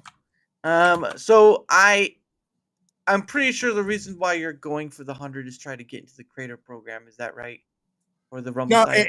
well, no, I'm with my work schedule and everything else. There's no way I'm going to produce the amount of content needed. So I'm Mhm. just kind of using that mile marker as, hey, I have gotten that 100. Yeah. That first mile marker, and then get to there, because the more the channel grows, whether it be YouTube, which I stream to as well, and X, and also with Rumble, it's just like there's certain like little markers. Once you've hit a certain marker, Mhm. you pick up a little more steam. It's Mhm. like that first getting that first 100 Mhm. is been a struggle, but every couple weeks, I mean, about once a week, I gain about another follower or two, and Mhm. so just slowly, methodically, just continue to grow, because as I was saying earlier with insert title here specifically, we had our 1 year anniversary of that show this Nice. past week. Nice. So It's pretty awesome. To do 1 year of any show is always a testament that some things persevere and mhm. some things have to change up a bit because it's not hitting or you found disinterest within it or whatever. The variety of it is key. Um, but a few things left. Obviously, I am in the creative program, but I only fulfilled to stay in it, not to get paid for any of it. Because I mean, I still get rants and all that stuff. That's a given regardless. But you get extra with creative program. But I am in Proton's partner program. And for those who don't know, Proton is like Proton Mail, Proton VPN, Proton Drive, and Proton Pass. Um, I had they had been promoting it earlier this year. I got in, didn't think I'd get in, wasn't really expecting it. But I'm promoting their Proton Unlimited, which is the whole encompassing of it. Now, obviously, I use Proton on the daily. There's no disregard on that. I enjoy using it, but I just promote it for the benefit of, not for the monetary part, because because in order to promote something you have to use it, and you don't want to lead people astray when you're just like, oh yeah, here's this, Manscape, right? Here's Manscape. Not everyone can use Manscape. But the point of the matter is that their stuff is pretty valuable, and if you go to the link, they'll tell you about more stuff in it, the Proton Drive, all this stuff. Again, it's a whole bunch of stuff that's privacy related, and they're pretty good. I've talked to many people who use Proton in different forms, whether it be the Proton Mail or their Proton VPN or stuff, and they have given it flying colors. So if you want to use it, there you go. You can get a discount for it. If not, hey, it's an option at the end of the day, and that's all that matters. Because I promote it in that regard. Uh, and then the other part I do was more of an not an accident, but it was like a surprise. There's this husband and wife in Texas, talking about Texas from earlier, who make something that's called biltong, which is a very air dried sort of beef thing, which I do. I did get my packets, by the way. Um, and they came into my chat one day, didn't know who they were, didn't know anything about them. They just said, hey, send this to this email and we'll send you to some of our stuff, right? And they sent it to me. I was surprised, didn't expect it. And they sent me some of it. Now, this is stuff I've bought. Give me a second. This is stuff I've bought. Oops. I like being able to at least show a physicality of it instead of going to the website all the time. But this is one of their products right here, right? US Wagyu. And what it is it's a lot better than beef jerky, if I can get it open. But they have a spicy version too. This is basically this kind of stuff you get right here. That's biltong, air dried meat. They have some spices on it, all that stuff. But they make it in Texas. It's a South African ordeal. That back in the fridge. And yeah, I don't know if I get anything out of either. They just gave me a code and stuff, and really I'm just doing it because they showed me kindness, and they really are making it in America. So I mean, people talk about buying made in America all the time, and this is one of those items. So if you want to see what else they make, they have a bunch of stuff, sweets and treats from the UK, and some stuff from South Africa as well. It's all in that link. And if you do buy something, you can use my code DARA to save 10% off the whole thing, the wholesale. Like you go to the cart and then you input the code, then that gives you 10% off whatever all you bought. And that's pretty much it. But yeah, they're both their links are on both ends of things. And again, they've been really nice to me, and I just want to return the kindness. So I don't even know if I get anything out of it. So that's how you know. I don't know much about that. So there's that. Beef sticks. Yes, they do sell for beef sticks. Yes, but that's not beef sticks. That's something pretty much different. But yeah, I've just with that kind of stuff, I'm just not like um too high into things because I know YouTube, right? Some people they have sponsorships in their videos and all this stuff. Do what you will. But I've never been one about that. Even with merch stuff, I've never been one about that either. So my question is though, do you have a merch store first, and can I buy that hat? No, I do not. And this is a Stetson. Oh, really? Yes, this actually is a Stetson hat. Oh, because it reminds me of well, maybe not too much because he had different items in it, but it reminds me a bit of the Crocodile Dundee hat. Hmm. And obviously he had like teeth and stuff in it, but I was just was hoping it's like, all right there, mate, right there. We're just gonna go try down the trifecta. Gonna try to go over there. He's like, he's an Australian with a hat like that. So where did you get that though? When I was on vacation, supporting a local business, and it's like I didn't bring any hats, and it was very sunny, and I was like, let them go buy an actual hat. And this is a ranch farming kind of community area, and so the shop is a lot of cowboy hats and stuff like that. And I saw this one, liked it, and my friend she helped pick it out in the sense to make sure that it actually fit correctly. So no, that one's not good enough. No, it's too small. You Yep. need a little higher. Now, did you get cowboy boots though? That's the real. No. Hat I would wear a lot more often than cowboy boots. Oh, okay. No. That's understandable. Look, we all know you get the rope in your hand, you get the boots on your feet, and you're gonna start acting like you're in a rodeo. I understand that, but the hat looks good though, regardless. But I mean, yeah, that's like with my hat. My hat was sort of an accident thing. Like really, it was not.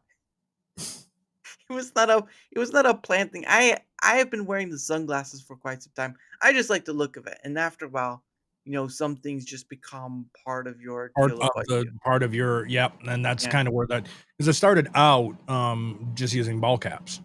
Mm. And then I went and I got what essentially the hat that I was wearing went for a short period of time, made me look like a Reddit editor, and I Yeah. didn't like that. And then I found this one, and I'm like, oh, perfect. And so it's just part of my streaming image, and it's gonna Yeah. stay. Yeah. I mean, obviously, like, going back to the hat, like this was from. So I went to a mall, and I had the idea of like, obviously part of the idea is that obviously you will hear a lot of times where people like their stuff gets restreamed or stolen or whatever, and they usually try to put like a watermark or something like that in their video. Mhm.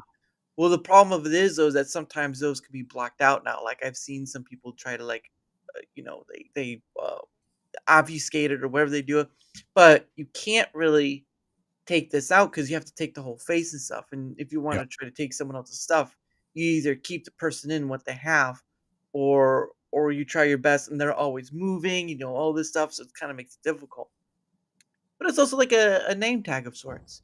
Um, you know, not my real name, obviously, but it's my username, which I also created because I'm weird like that. But yeah, I was just like in a mall, and there was a hat store, and this hat store had ball caps. They had sports ball caps, Yankees, all that sort of Mhm. stuff. And then they had hats where they were blank, and you could get them custom. You can get them custom. Cost me around $50, so I'm not sad about that. But it's kind of hard to get another one because usually it's not always good. You don't usually have $50 on hand all the time.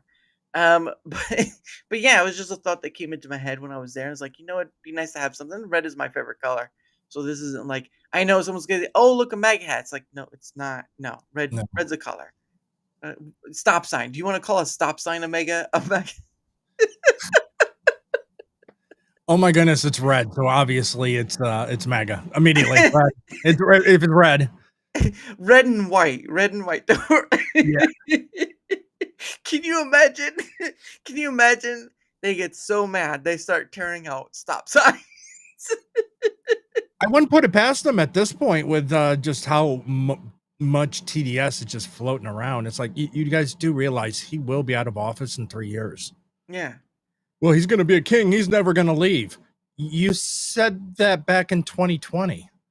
He left. You guys calm down. Yeah, he may have not gone to the inauguration, but he still left. He still left. He's like, I got a better place back at home and wanted more of my control. But no, that'd just be funny. But I've heard that before. But yeah, it's just like like you were saying, it is part of that whole ordeal. And it's nothing like I haven't shown my eyes before or whatever.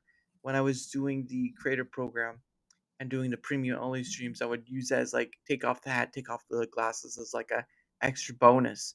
But I don't really do those anymore. So but yeah, it's not like I haven't shown my face. It's just that I think part of it is when you've heard enough of content creators getting swatted, right? You hear those stories. You're like, okay. And your family, if you have family who lives at home or family knows you, kind of trying to do something to obfuscate, obviously. But there's that part of it. And I think the other part too is like, if you're the same with it on as off, right? It's just, like a cover, whatever. Then it really is. It's really just an addition rather than a character to play, if that makes sense, right? Yeah, I mean, hey, those that want to do a lifetime that are doing this, as their employment, then yeah, for me, this is hobby. So it's like I do have a full-time job and all this stuff, and they at work they know I do this.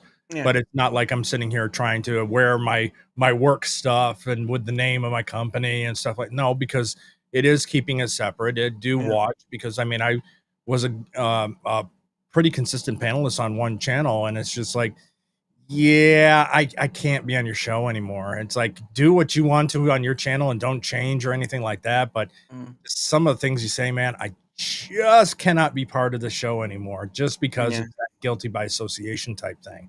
Yeah. But you were on this because it's the whole point too. He goes and if a host says something that is really untoward, that could be taken out of, but you're sitting here and you're looking over at like, let's say another screen or something, and you chuckle at your reading here, but it looks like you're chuckling at what specifically that guy said. Now it looks like you are laughing at the untoward thing.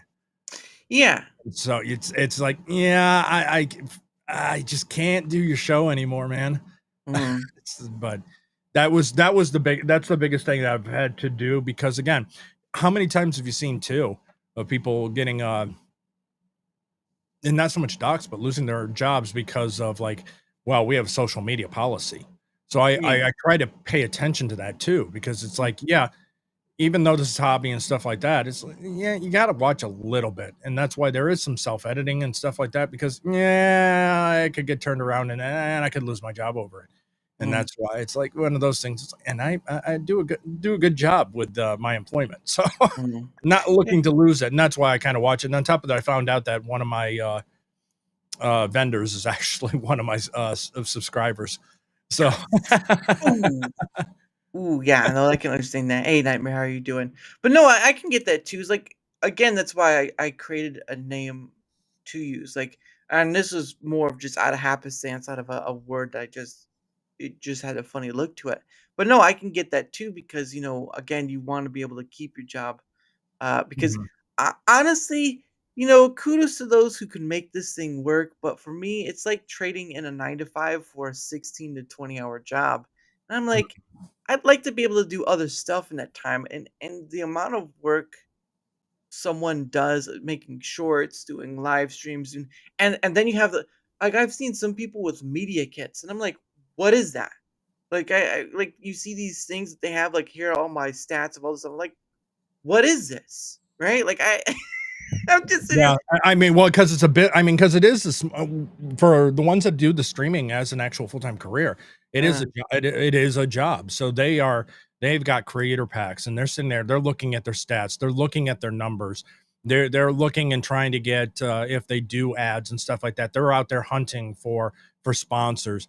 They're doing all this stuff. They are editing videos. They're doing live streams. They're doing all of these things, and it's like, yeah, just like any small business, if you're an owner in a small business, you're putting in 20 hours, 20, well, not necessarily 20 hours a day, but you could be putting upwards of 16 hours a day into doing it.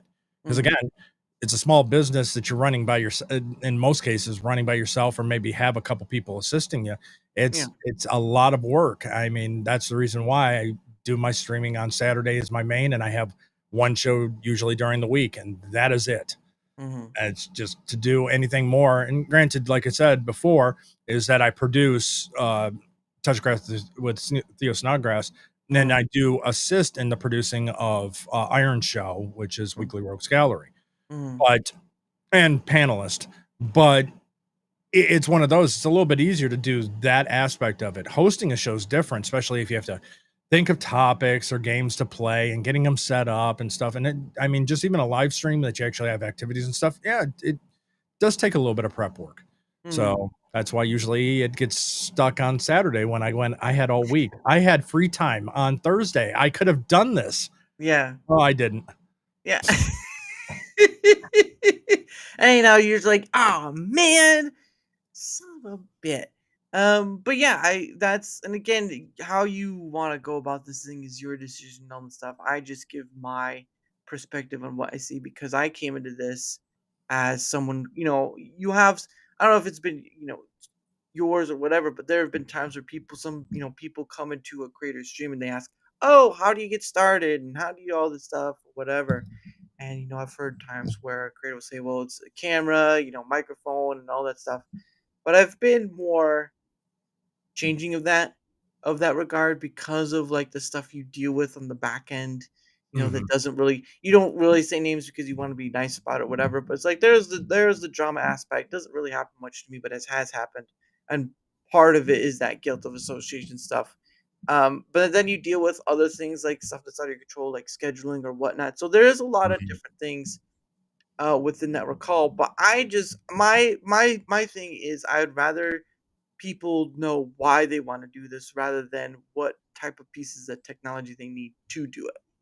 I had my entire setup 3 years before I actually started doing anything. And the biggest reason is I just didn't know what I wanted to do. Okay, yeah, I can stream, but what do I want to do on a stream? Yeah. What is the voice that I want the show to be? Do I want to just is talking with another person, or do I want to have a panel and have games, or is this just going to be like straight down the line news and opinion? And so it took a long time to just finally go, you want to know what? I'm going to just do a panel show and we're going to have fun and we're going to play games. Yeah. You just almost kind of have to do like a trial error thing. Oh yeah, because the original insert title here actually started out very different from what it's become. Yeah. I mean, our first episode was actually my first show. You would think, oh, you're new, you're not going to do a long show, so probably like an hour and a half, maybe 2 hours. No, we went almost 7 hours because it was the night of the president's election in 24. So we started when the return started coming in and didn't stop until 7 hours once it had been announced that Trump had gotten reelected. And so, yeah, my first show was a 7-hour stream. And then it kind of went and then formed it. And over time decided, about 2 hours. 2 hours is the max. We'll do 2 hours. Sometimes it'll go a little longer. Sometimes it's a little bit shorter, but for the Yeah. most part, it's a 2-hour show. And it's games, it's having fun, but it started off where I was kind of going the news route, pick Mhm. up some news topics and stuff like that and talk about it. And then it went, let's talk a little pop history. Pop. It's like, you want to know what? Throughout the show, everyone's got like FNT and and then like Iron Oxide's channel, and that's pop culture. And it's like everyone's doing pop culture. Let's Yeah. just do one that it's nothing more than just us playing a game, Yeah. playing trivia. Yeah. I mean, just something that's like kick back, not have to really think about, just sit back, listen, enjoy, listen to us tease each other, make fun of each other, Mhm.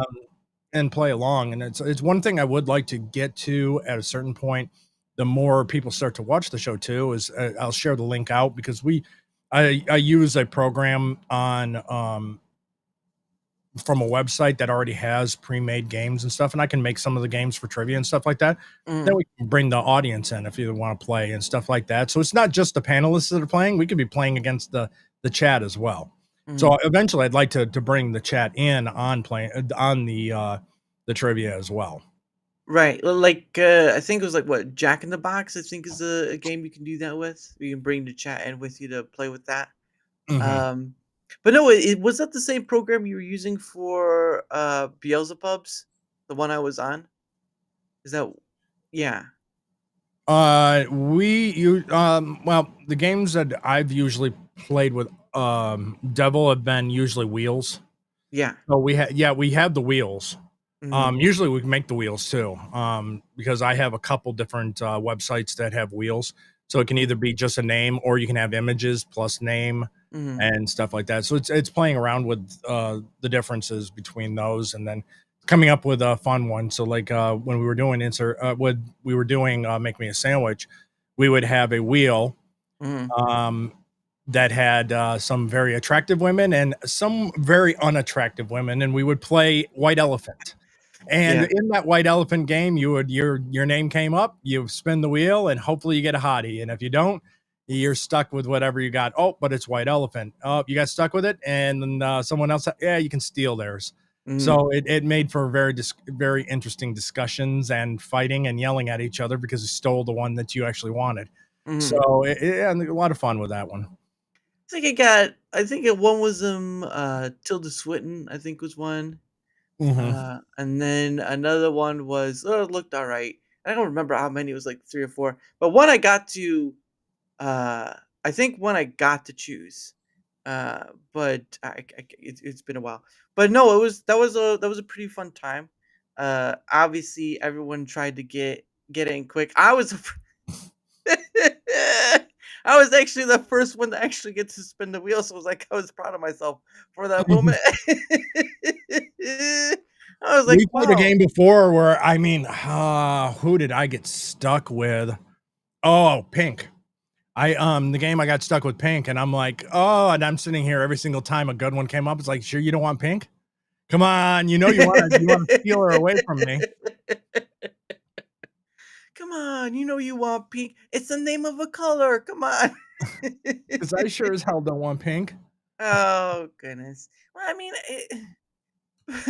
you talking about Pink. She's been one of those people that's been the hard grunger for the beginning of her musical career, and And now then she's and then went that pop and R&B and yeah. everything else. It's like, yeah. See you last man, Take it Jeff. Have a good one. But I mean, then you know you just have this stuff later on in life, and it's just like, yeah, a lot of stuff is changing here. A lot of stuff is changing here. But I mean, you know what? I can understand that. Some of you just want to change out. Like I wasn't like let's be honest. I look, you know, you have people like Julianne Moore, Susan Sarandon, and all this stuff. Those are older looking women, still would. But the point of the matter is though, is that I am not that kind of picky person. If they look alright, they look alright. But if they don't, you just go like, you know what? We would see. We would see, right? If it would be like a date thing or a date scenario, you would see if like the personality because pretty at the beginning can cover personality, but it's when you get there that personality is the kicker. Well, the catcher of the game was the fact that this is your lifelong woman and you can't get rid of her and you have her for the rest of your life. So of course you're fighting for the best one out of them, that even if attractive, and it's like even if you get stuck with a very older woman, you're like, well, she doesn't have that many years left, so I guess not too bad of a selection in the end. It won't last long. Yeah. oh, God. Haha, you got it's like you got Bella Ramsey. Congratulations. She's going to be around for a long time. Well, unless someone decided to accidentally trip her up and then she kind of fell in the street, and then you have No, that would never happen. You know what? There was this movie. I think it was called Amsterdam, whatever. I can't remember who was in it. And they had us, and Taylor Swift was in it. And they had a scene where someone pushed her in front of a car. It was like 1920s vehicle, but I can't remember the situation at hand. But she was like, it was this movie where I guess she was like marrying somebody or whatever, and just pushed her right in front of the car to get run over. And just like, wow, a lot of people are happy about that.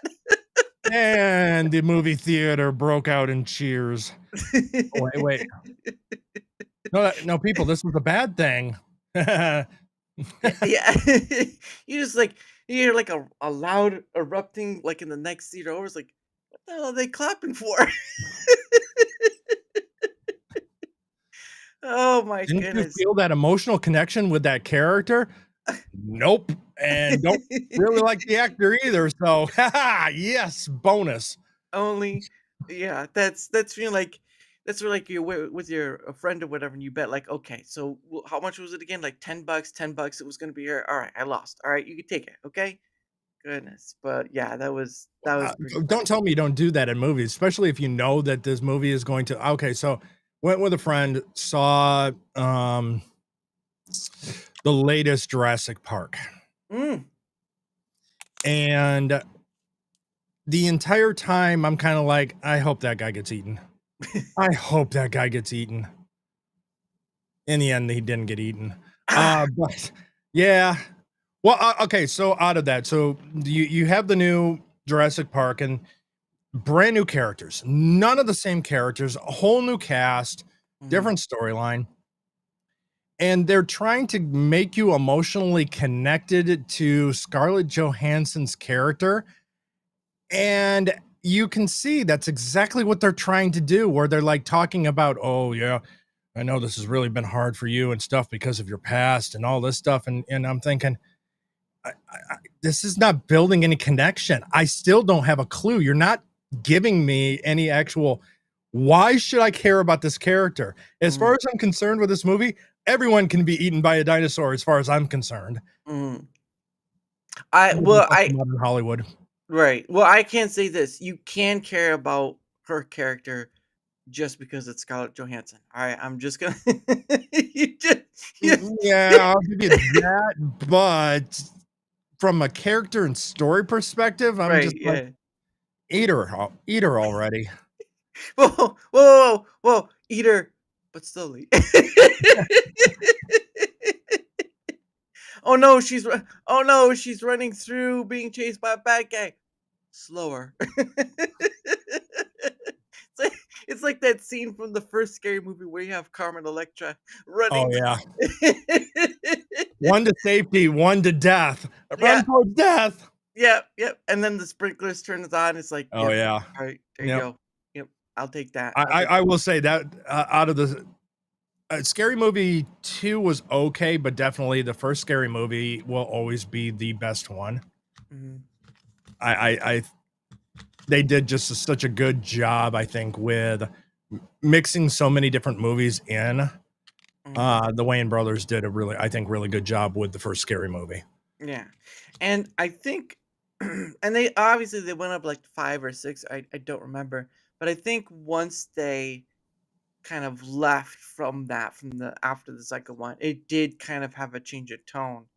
Yeah, the third one definitely did, and you could tell that they really had already with the first and second one really mined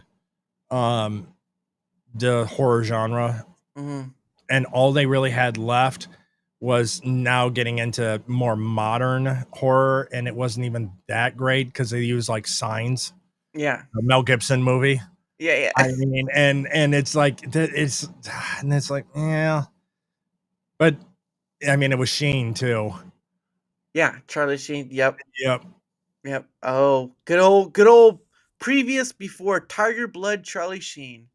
That was an age of an era itself, and yet the man still walks. So He's that should tell you still something. alive. He's still doing that, and it's because of his Tiger Blood. He's That's right. winning. that was a piece of. For those who don't know, there was a time in history where Charlie Sheen was like, "I am the man, and I got the Tiger Blood." It was certainly a time. It was certainly a time.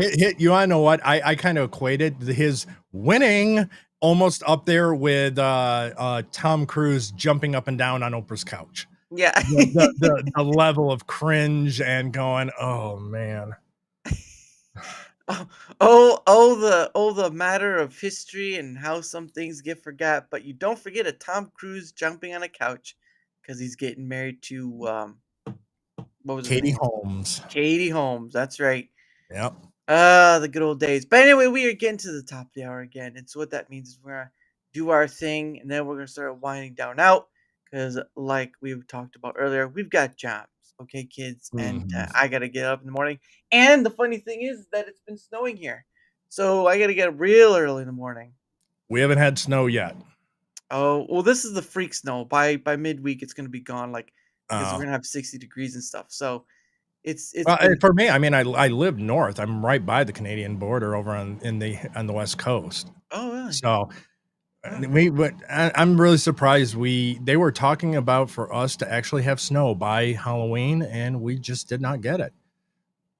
Oh, we've had definitely cold mornings. Yeah. Yeah, it's definitely getting cold, but it will get warmer, and I am hoping to wear shorts for Christmas again, but we'll see. But anyway, we're gonna go through and do our promotional stuff again because obviously, I do try to. I know some content creators they do like the beginning or the end, and some I've seen a few do sporadically throughout, but I kind of do it at the top of the hour, sort of like a timekeeping thing. Because it's not like an egg timer, which is annoying. It's more like, oh, I get to promote myself again, yay! And all that. And you wanna know what? If I had one of those creator kits, I could set all that up. And speaking of which, one thing you might want to consider taking a book from Sean and Third Rallify, Mm, Twitter bot. I mean, a Rumble bot. mm. Yeah, I do know. I think he does use Rumbot. Yeah, Yep, I have Rumblebot, and it drops links every so often and everything else, and it works out nice. yeah, yeah. I know a lot of people use the streaming elements. It's more of a difference of a cup of tea for me. But regardless, I still do the thing. And if you want to spray and pray all your stuff there, good sir, the floor is yours. Okay, as before, tomorrow at 6 p.m. 6 p.m. PST over on my channel is Nerds Covering the News with co-host Tiny But Fierce. And breaking news, this has been a running gag. She finally has gotten a brand new X account because her previous one got hacked. What? And it took her, she's been without an X account for almost 2 months now. Yeah, her account got hacked, and she's just not made one. And I've been bugging her, harassing her, and making fun of her on the show. The fact that she still did not have one, but I just got the notification because she messaged me. She is back on X finally. Let's see. Then Saturday morning at 8:30 a.m. PST over on Sammy 3P's channel is Cavecast, where we take a academic view of the history and characters of Batman. This then at 11 a.m. PST over on Theo Snodgrass channel is Touchgrass with Theo Snodgrass, where I produce. At 4 p.m. PST over on Iron Oxide's channel is Weekly Rogues Gallery, where I do assist in producing duties and am a panelist. Then my show again at 7 p.m., insert title here, which I will still be probably scrambling to make a topic or a game or something. He'll be scrambling so hard, he'll be like scrambled eggs. He'll just be all over the place. We're just going to do a cooking show. Screw it. We're going to do a cooking show. And this, kids, is how you do a light steak with some salt on top, maybe a few grilled onions, but we'll get there. Okay, we'll get there. So what we do is we take the cover of the ramen noodles and we open it up, and then we take the hot water and we put it in, and then we put the cot back on. That is your cooking with Drunken Emerald Arrow. Wow, I learned so much today. Thank you, DAE. I appreciate that. I just be like, it's the worst cooking show I've ever been to in my life. What the hell? Oh, you want to know I've already screwed it up because you want to know what? When you add the water, you want to open the packet of seasoning and put that in with the water. See, I screwed up. Unless you get the cup ones where that's all in together already. Oh yeah, it's already all together. I like the bowls. I prefer the bowls because there's more there. Yeah. And they usually have the seasoning packet separate. Yeah, that's understandable. But yeah, it's been a while, all right? It's been a while. But anyway, his links will be both on the Rumble side and YouTube side because I do stream to both those places. So if you want to see, even if you just like follow him on his X, at least you'll get the directional to where he's got his stuff at. So there is that. But again, go ahead. Additionally, sure. I am a avid watcher of Liberal Hive Mind. And he has created a new social media website directed towards memes.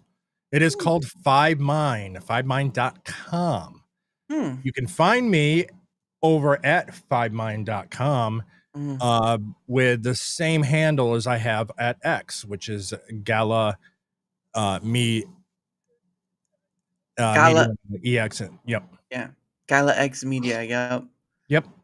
That is the same handle that I use on fivemind.com, which is the new social media site directed towards memes. Nice. Now you too can make fun of someone as they make fun of you in the most meme-ish of ways. But beyond that point, again, his links will be down below on both ends. And even if you just give him a look, there you go, right? I don't go tell people go follow this, go follow that. Usually I let their work speak for themselves, and if it does, hey, there you go, right? But regardless, there is that, and thank you. And for my end of things, whether you're on the Rumble side or YouTube side, doesn't matter which side you're on, because I stream to both. If you don't mind leaving a like, sharing the content, leaving a comment or follow, anything that helps with the engagement factor is much appreciated because not only does it help being seen more, like all content creators want to be. I mean, honestly, if there's a content creator that says they don't want to be seen, then you might not want to be a content creator at all. Because that's a little topsy turvy right there. But regardless, it also helps in having other people on, like Galaxy, like Drunken Arrow Emerald. It's gonna be a long name to get there. Drunken Arrow Emerald, Theo, like I've had on Iron Oxide. I even had Queen Scream Celine on as well. Lovely lady. I've had Tiny on as well. Lovely too. Although she does actually known Iron and Selena for about 5 years now, actually. Before we even started streaming together, met them at the second time that FNT did a meetup in Vegas is when I met them, and that was 5 years ago. Wow. Yeah, and it was pretty nice. And they live in Las Vegas for all things considered. I was like, oh, you didn't live it because I know a few people out there in Las Vegas. And then Theo moved out there, and so now they've been trying to when Theo was moving to Las Vegas, he's like, what would it take you to get you to move? And I go, you can't afford me.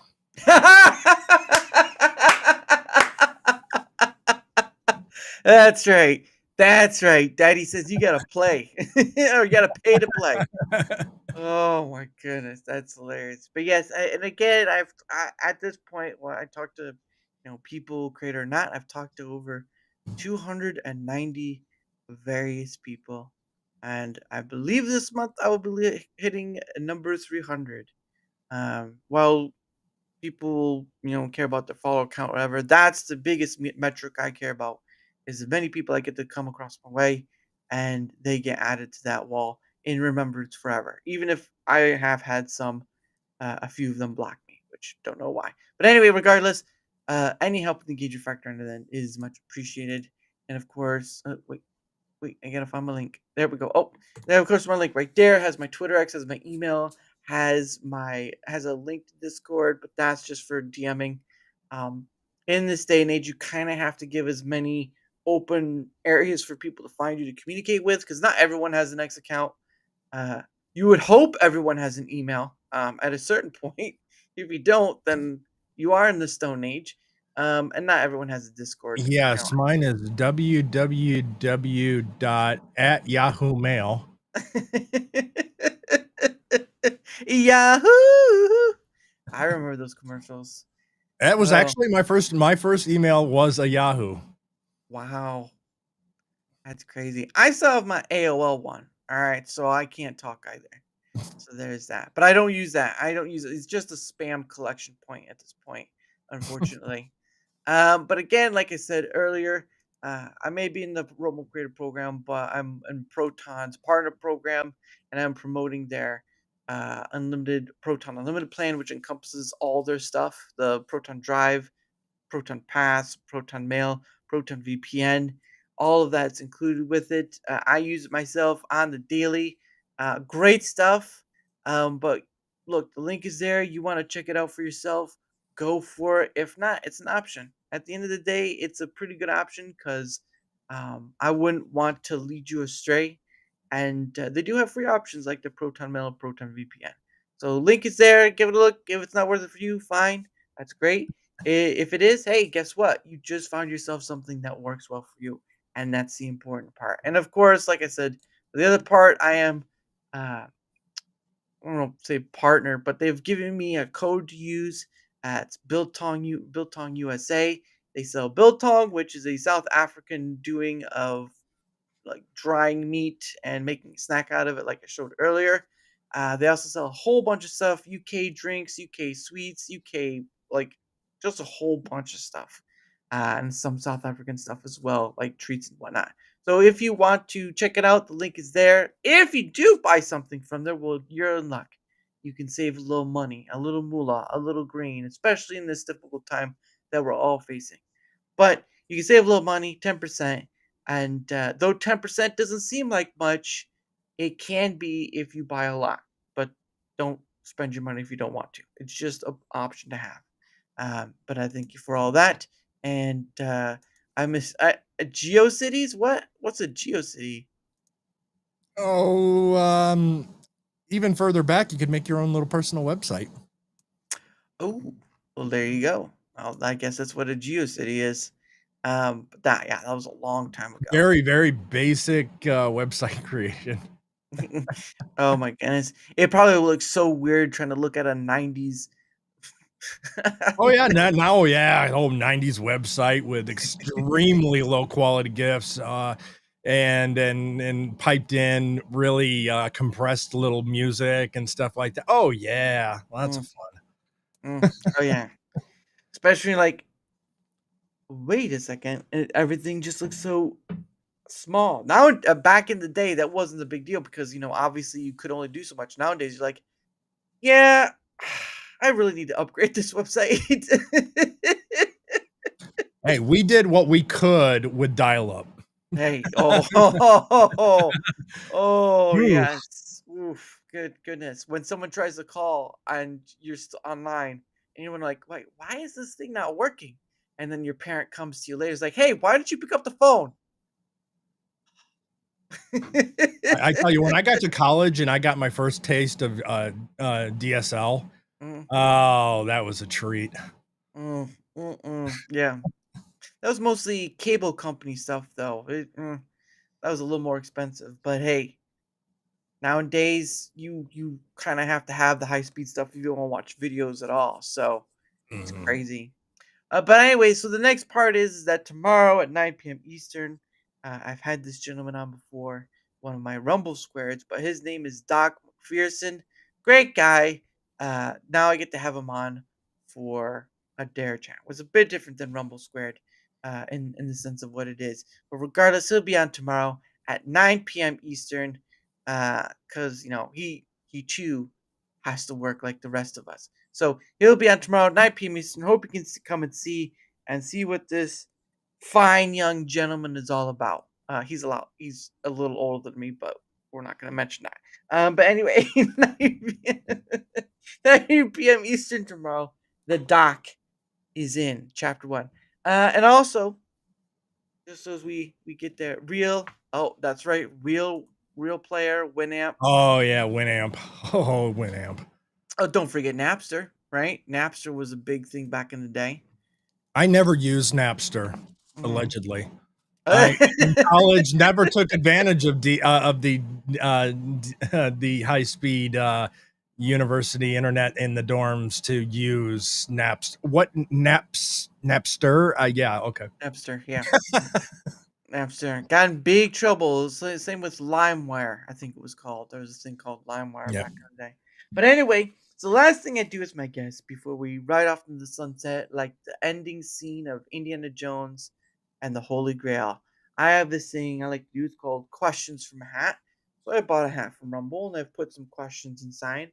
So what happens is that my guest, the Honorable Drunken Arrow Emerald, gets 2 freebie questions. Now, obviously, if you're on the YouTube side, not monetized, so can't do anything about it. However, if you're on the Rumble side, I am monetized. So what you can do is if you want another question beyond the 2 pulled out, you got to give her one more rant. Now, I've been spammed the 1s, and I've been spammed the 2s. Rarely have I gotten beyond that. So if you want to do that, hey, that's great. Another question pulled out of the hat. Here we go. All right, not even looking in the hat. My fingers are just trolling around like a blind man in Central Park. Doesn't know where he's going, but sooner or later he's going to hit something wet. Anyway, you get the first question right here. And let's see what it says. All right. I think this one will be pretty easy. Here we go. What's the strangest talent you have that's completely useless? I am untalented. I literally am. I have no talents. I can cross stitch. Oh, that's not bad. Been doing it for years. I haven't done it lately. But talents, no. I can sing pretty good out of tune. Hey. But hey, you know should. what? I mean, and I can rap. Yeah, it's like, so it's drop it like it's hot, drop it like it's hot, drop it like it's hot. I mean, it is completely useless. I mean, it's just like the fact that I had a chance to be in the NBA, except for I can't shoot, jump, or play basketball, but I had a shot.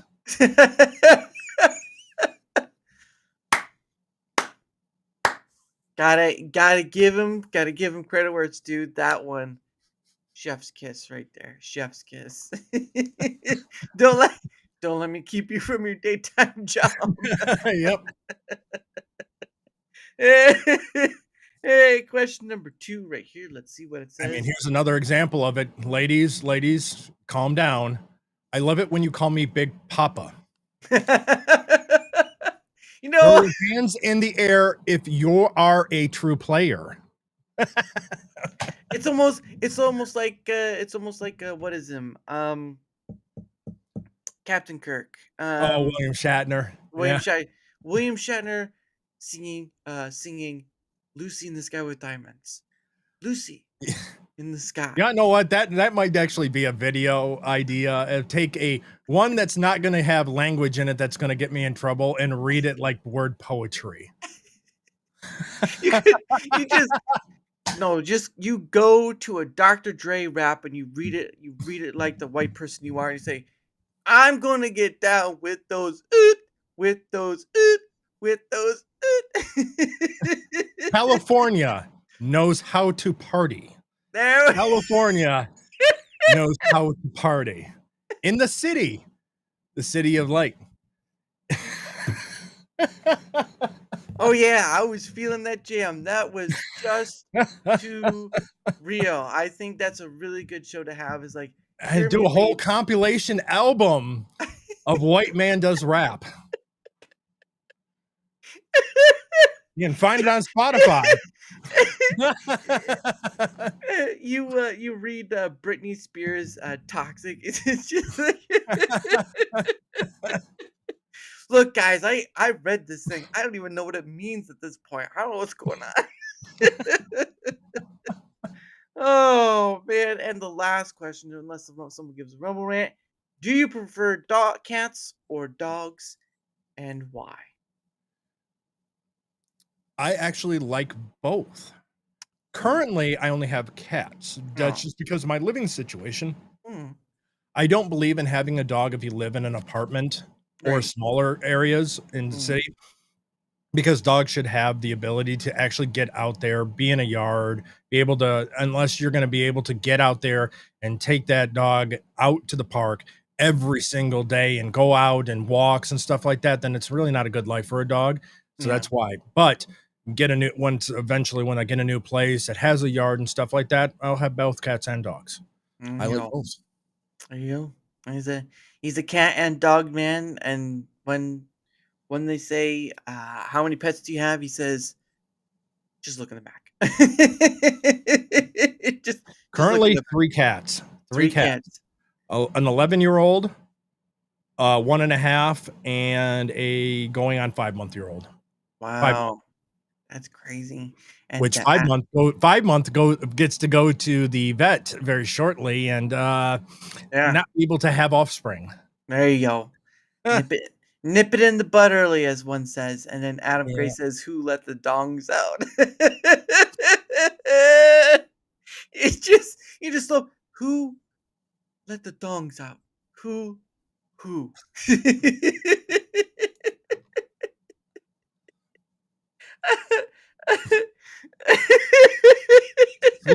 Sipping on gin and juice.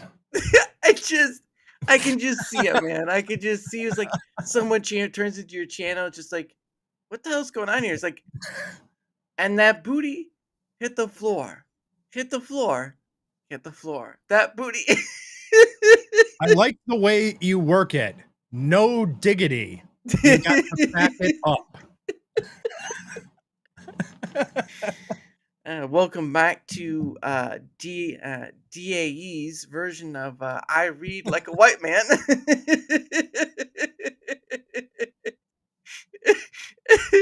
Oh man, too many good ideas. But anyway, that is the end of the show. Oh, of course, before I go, one last thing I wanted to promote, and this is some I can't sing either. Hey, I'm right there with you. I can sort of sing, but you don't want to hear me sing when it comes to high notes.